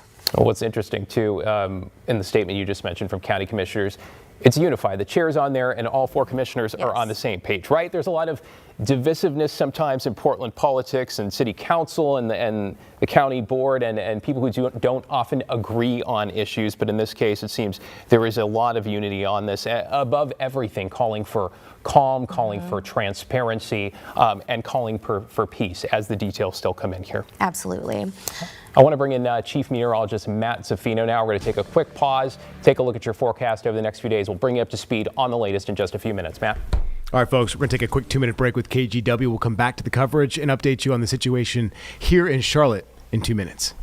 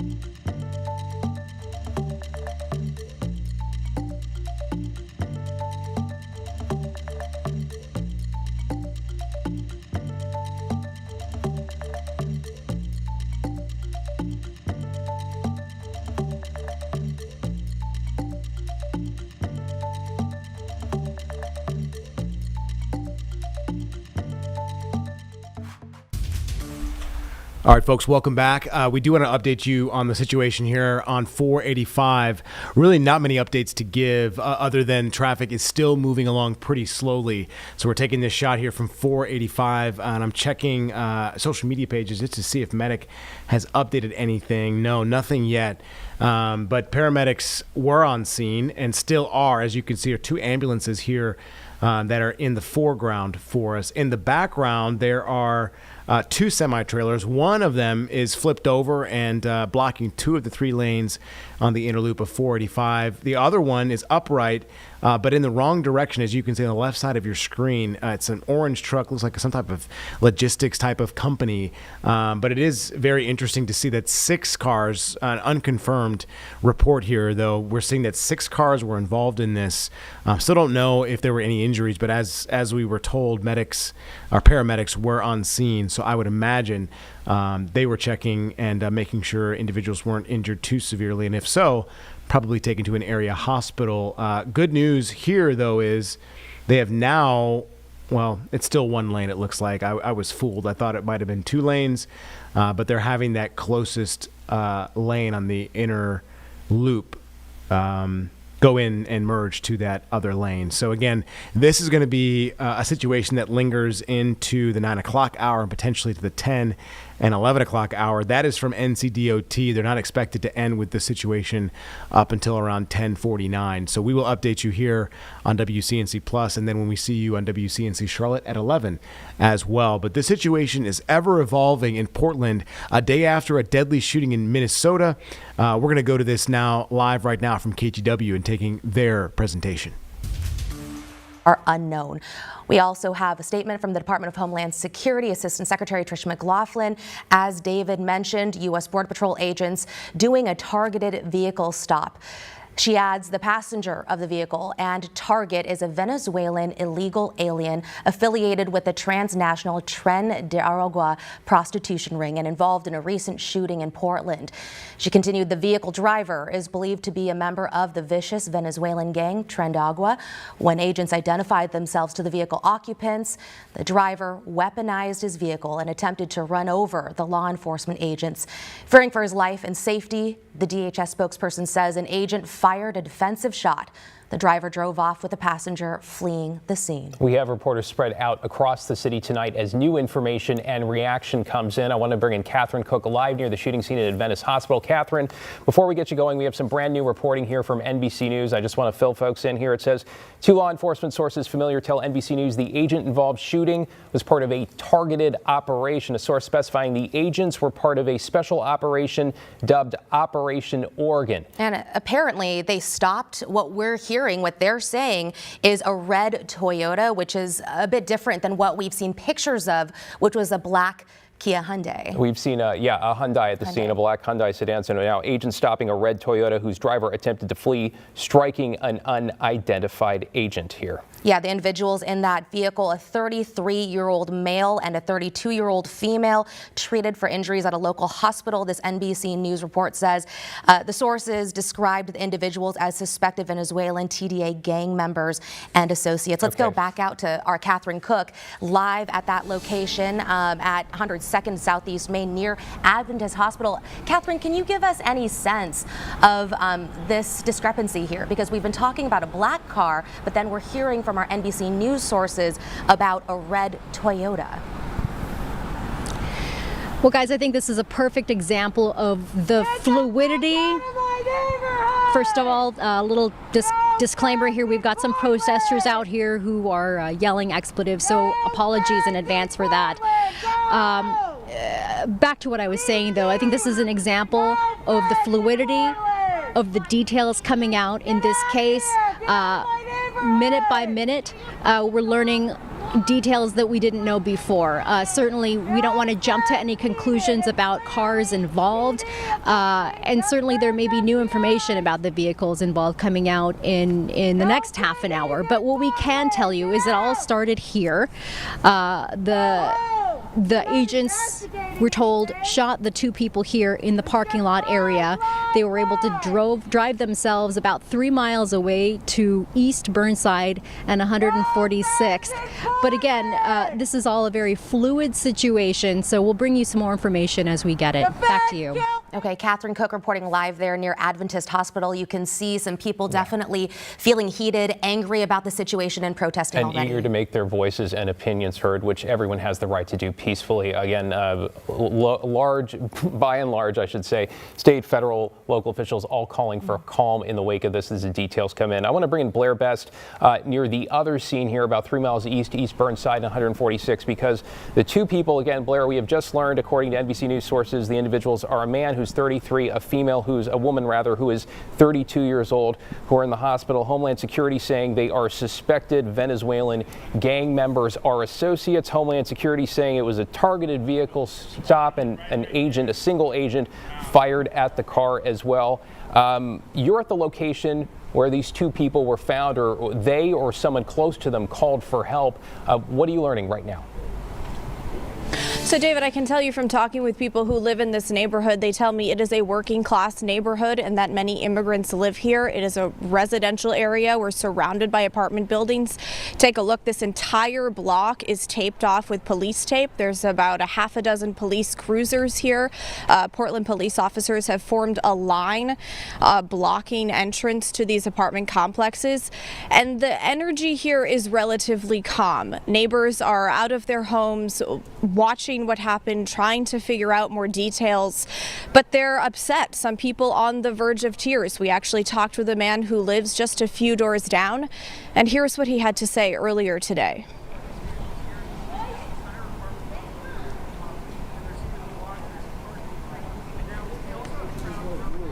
I am beyond angry that this is happening the day after they killed that woman. I mean, this has gone too far. This is beyond voting. We need to do something. Like, the people need to do something. This is ridiculous. You can really feel the emotion in that man's voice, and that's what we're hearing from many people who live in this neighborhood. Again, this is where officers found the two people who were shot by federal agents. They were shot in that hospital parking lot where Catherine was, and they drove here and called for help. Now, westbound between Northeast 145th Avenue and Northeast 148th Avenue is closed. And I also talked with protesters tonight. Many protesters were here gathering, but I was told just about 30 minutes ago that they are now headed to the ICE facility on the South Portland waterfront. They claim they're going to protest peacefully, but again, they're angry. And just a few minutes ago, there were some white vans from Portland Police and about a dozen.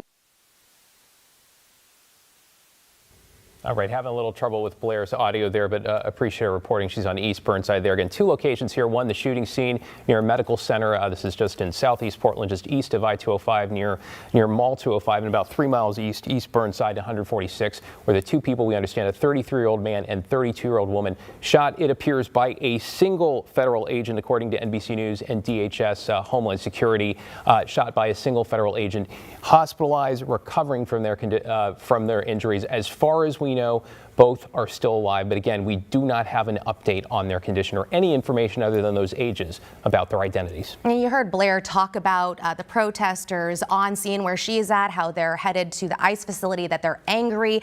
Again, Chief Bob Day of Portland Police asking the community to, quote, remain calm as we work to learn more. That is something that we've heard across the board from officials. Also, Mayor Keith Wilson saying very much the same thing, calling on, quote, every Portlander to represent our values and to show up with calm and purpose during this difficult time. Speaking of our city leaders, Arceline Stevens is live downtown at City Hall. She's been able to talk to a number of counselors. Celine, can you hear us right now? And if so, tell us what you've been hearing. And it looks like you might have a live interview here too. Christine, I do, yeah. I'm here outside of City Hall with Olivia with the Democratic Socialists of America, and she's the organizer of a rally that's actually going to be kicking off in front of City Hall. And so, Olivia, I mean, you tell me, what do you plan to do here tonight? We have a small group so far. What's your plan for tonight? We are planning to have a vigil and a rally to protest against what ICE is doing, which is essentially a hostile takeover of our cities. ICE has declared war on our cities, and we want to see full non-compliance at every level of government. So you organized this pretty quickly. We just found out about this news obviously a few hours ago now. What was your reaction when you learned that federal agents had seemingly shot a man and a woman here on the streets of Portland? It was horrifying, but it wasn't surprising. I mean, we saw what just happened yesterday in Minneapolis, where they shot a woman point blank in the face for driving. And I think it was only a matter of time before it happened elsewhere, because we have seen again and again ICE agents come out with guns drawn. They are itching for a fight. They are invading our cities, and it was only a matter of time before that escalated into more violence. I know you say it was only a matter of time, so does that mean that you pretty much expected something like this to happen at some point? Absolutely. Their whole mandate is to come into our communities and terrorize us, and that is what they have effectively done. All right, and just sort of last thing, as we heard from DHS, they are saying that these two people involved in this shooting were from Venezuela, and they were they had gang affiliations. And so, when you hear that, and sort of as to justify what happened here, what do you think? That is a complete deflection of what happened today. What happened today was attempted murder, and we should be issuing arrest warrants for the ICE agents that attempted murder today. All right, so how long are you guys going to be out here tonight? Unclear. Okay, you said Starting it's a vigil at 6, and a rally. We'll have a vigil and a rally, probably around an hour. All right, thank you, Olivia. And so obviously around Portland, people are gathering to either protest or have vigils about what happened here just a few hours ago. And obviously information is still limited. Things are still coming out almost minute by minute, but we'll be out here and seeing what the turnout's like. So for right now, back to you guys. Thanks, Celine Stevens at City Hall. I just have to push back on a little bit of that interview there with the Democratic Socialists of America, because the truth is, at this point, 3 hours in, this happened around 2:15 this afternoon in East Portland, we do not have those answers. Homeland Security saying this was a targeted vehicle stop and the driver weaponized his vehicle. That's when an agent fired a shot, fearing for his life and safety. NBC News reporting, echoing that, saying agent stopped a red Toyota whose driver attempted to flee, striking the agent. The agent fired at the vehicle. So at this point, the official response from Homeland Security, as well as some of NBC News reporting, seems to start to paint a picture that the shots may have been fired in self-defense. Again, it is early, and as we saw with Minnesota, you could expect witness accounts, video to trickle out. All of those, the FBI leading this investigation, hoping to get clarity as the evening sort of develops here. Yeah, so important to stress calm in this situation because of what you said. The information slowly trickling out, limited information at that, but the more we know, it'll But you can understand why emotions are high, not only in Portland and across the country, given the death of the 37-year-old woman, Renee Good, in Minneapolis yesterday, and federal officials leading that investigation as well, in a sort of heightened rhetoric, in a woman who lost her life there. Again, the two people here, a 33-year-old man and 32-year-old woman, according to NBC News, in hospital. We do not know their conditions at this time. And speaking of what happened in Minneapolis a day ago, let's bring in our Stephanie Domerat. Stephanie, what's the latest there? Well, protests did continue in Minneapolis today. Minnesota Governor Tim Walz has the National Guard staged, ready to intervene if things get violent. So far, they have stayed largely peaceful, aside from a few isolated clashes with federal agents. Now, yesterday, 37-year-old Renee Good was fatally shot by an ICE agent during an immigration operation. This sparked national outrage and protests in several cities, including here in Portland last night and into today. All right, guys, we want to update you here quickly. We finally got some updates from medics. We appreciate that.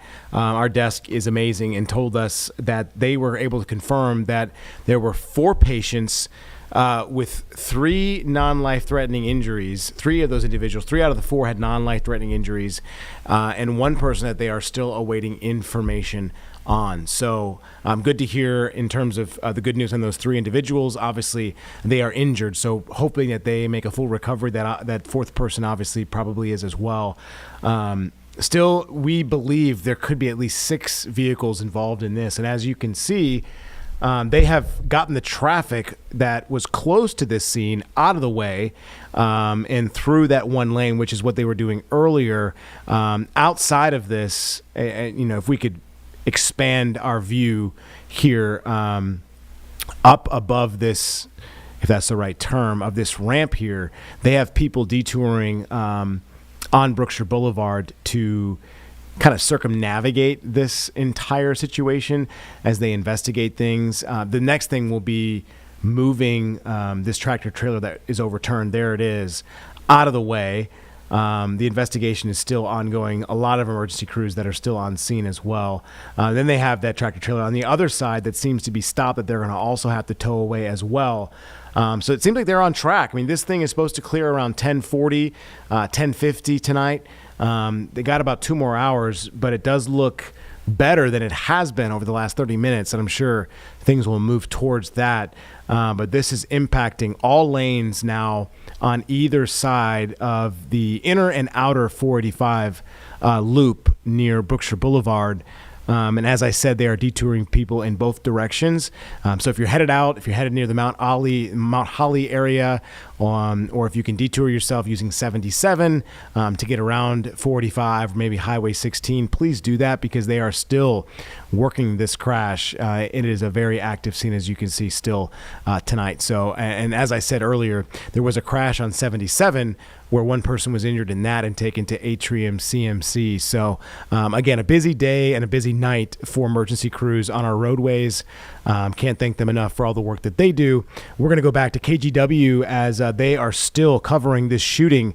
We heard it from a protester who they expected to have a vigil and a number of other events to happen later on tonight.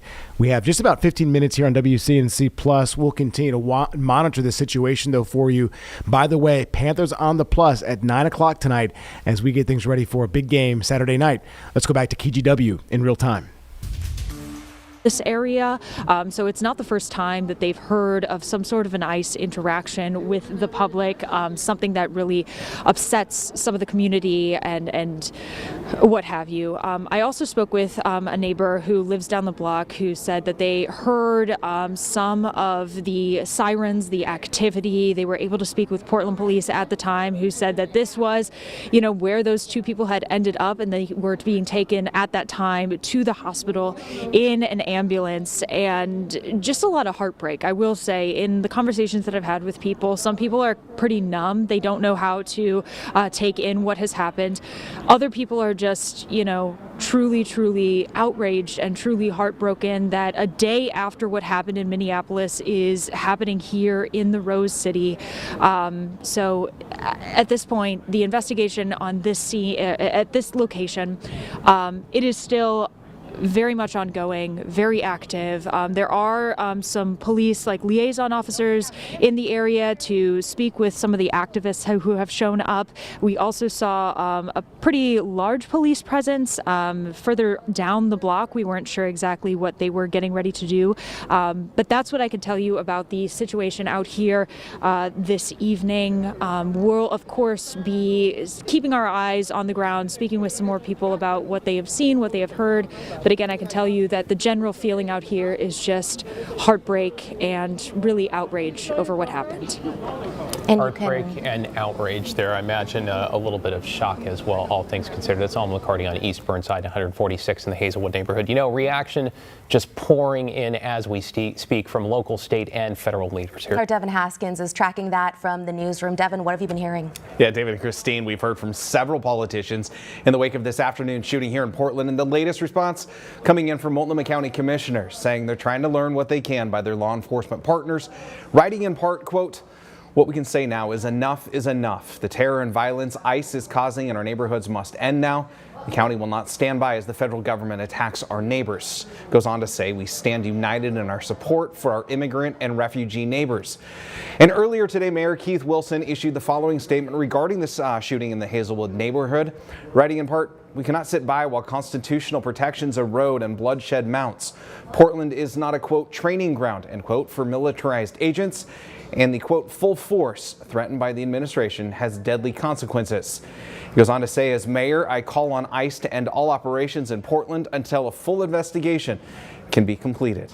Christine, David, back to you. Thanks, Devin. Appreciate you keeping on top of this. If you're just joining us, 2 people were shot by federal agents in East Portland this afternoon around 2:15. Federal agent or federal agents, a 33-year-old man and a 32-year-old woman in the hospital now, recovering from those injuries. I should say we do not actually know their condition, only that they were taken to the hospital. There's 2 scenes here where the shooting actually occurred, which is near Adventist Hospital. That's near Mall 205 in southeast Portland. And then about 3 miles east, 146 in East Burnside. A second scene. We understand from NBC News sources that the 2 people who were shot drove themselves about 3 miles to what appears to be an apartment complex on East Burnside. Someone then called 911, police responding along with paramedics and transporting them to the hospital. Homeland Security calling this a targeted vehicle stop outside this medical center. These 2 people are connected or Venezuelan gang members, potentially Venezuelan gang members. They say the driver weaponizing their vehicle, attempting to run over an agent. That's when a Customs and Border Protection agent fired either a shot or multiple shots. Again, a lot of questions about this tonight. An NBC News source says this operation was dubbed, quote, Operation Oregon. The individuals involved, the 2 people shot, apparently a 33-year-old man and a 32-year-old woman. Again, as David said, we do not know their condition. We do not know exactly where they're being treated tonight, but we are monitoring to try to find out that information. And as David also said, this is a 2-location incident. The first location, as we said, near Adventist Health around 2:15, where officers got a report of a shooting at about 2:24, just before 2:30 this afternoon. Officers then got a call from a man saying that he'd been shot. There were 2 people that they found shot. That is also where our Blair Best is tonight at Northeast 146th Avenue and East Burnside. Blair, earlier you had described this area as a residential neighborhood, and I know there are a number of people there at this point, and you've been able to talk to them. That's right, Christine. The tone is rather calm, but people are upset. Some are on the verge of tears. Joining me now live is Enzo. He lives right down the street from where officers are staged. This again is where Portland police officers found the 2 people who had been shot by federal agents. So Enzo, talk to me. How did you find out about this? What do you make of this happening in your neighborhood? Yeah, so I just live down the street on 146 in Stark. I was just at my house, minding my own business, having a great day. And my girlfriend calls me and she says, "Hey, did you hear about what just happened?" Can I get back? Oh, yeah. Sure, go for it. Thank you. She says, "Hey, did you hear about what did you hear about what happened?" And I was like, "No, what happened?" And so she sends me the article, and I look at it and I'm like, "Oh my God, this is right by our house. Like, this is right in my neighborhood." And so, and like shortly after that, my stepdad and my mom arrived, and they were like, "We should go down there." So we, just put on some coats, whatever, it's cold out here.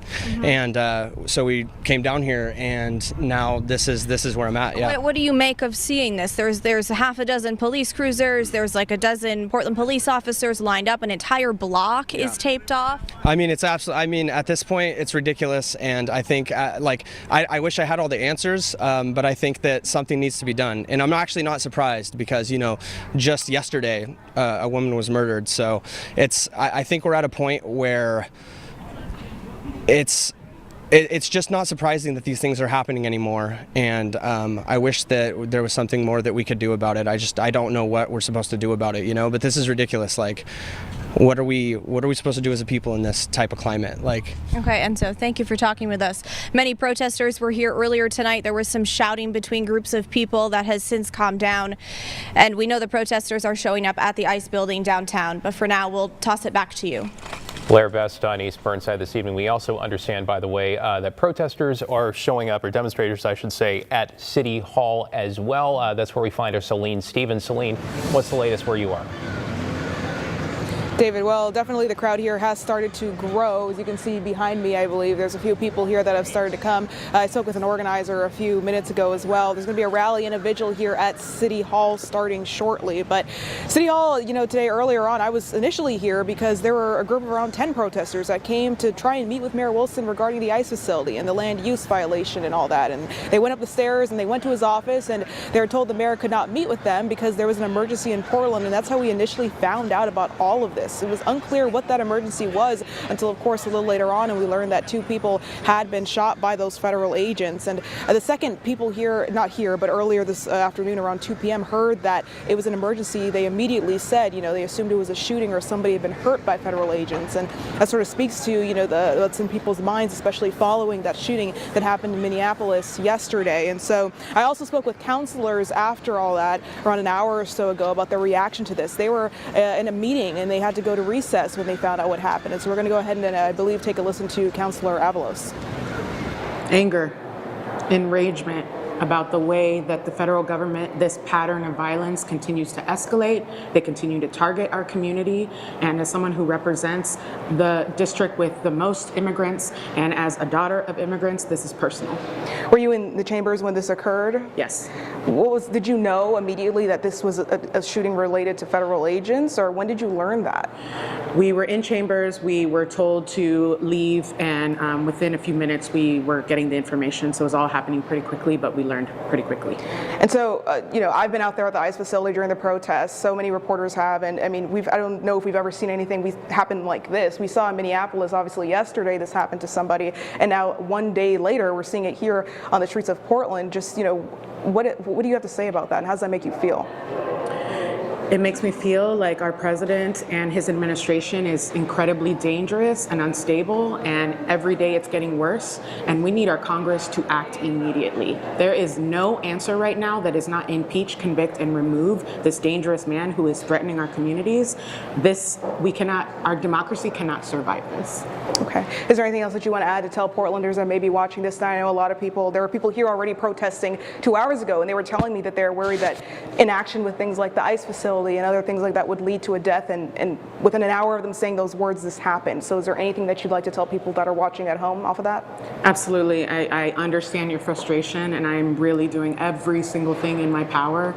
Every single moment, we are trying to find new ways to interrupt these patterns of violence, and so I am committed to continue to do that, and I'm going to be up all night figuring it out. So again, people are gathering out here at City Hall. I know they're also gathering in other areas in Portland too, like the ICE facility. There's probably around 30 people or so out here right now. There are some people with signs and flags, as you see behind me, but everything's remained peaceful. There hasn't even been really any acts of chanting or rallying just yet. I believe that's starting in a bit. Again, there's also going to be a vigil as a part of that rally. But for now, David and Christine, I'll toss it back to you. Yeah, Councilor Candace Avalos there essentially saying if this continues, our democracy cannot survive this. Celine Stevens outside City Hall. Really appreciate your reporting. And of course, we will continue to cover this breaking news situation that left 2 people, a 33-year-old man, 32-year-old woman, according to NBC News sources, shot. FBI investigating tonight the situation that involved Customs and Border Protection agents. And so that will be continuing. But for now, we'll toss it over to Matt for a quick look at your weather. All right, Christine, thank you very much. It has been a very, very active 3 days up the Cascades. It's been snowing since Tuesday. It's finally beginning to wind down. All right, folks, they're going to take a break, so we want to get back to this. As you know, 2 people were shot in East Portland during a targeted traffic stop, which is what DHS is now saying. Obviously, there are a lot of hours to go through tonight, and in Portland, obviously, we'll be watching the developments there. Sounds like there's a vigil planned, but one day after a person was killed in Minneapolis, we're now seeing this situation in East Portland. Police say that they found a man and woman injured after they drove away from a scene of the shooting and called 911. We do want to give you an update on 45. The outer loop is being detoured as well. You can't see it from this shot, but folks are moving on 45 once again, very slowly. That is on the outer loop at Brookshire Boulevard. They're rerouting folks at that exit, mile marker 15.54. The other end you're seeing on the inner loop, this is the crash, a semi-truck. We have 3 of 4 individuals with injuries. We do not know the 4th person right now, how they are doing in their state at this time. Again, we'll have a number of updates on a number of things on WCNC Charlotte at 11. But Panthers on the Plus is just about to take over as we get ready for a huge game this Saturday. Thanks for your time tonight.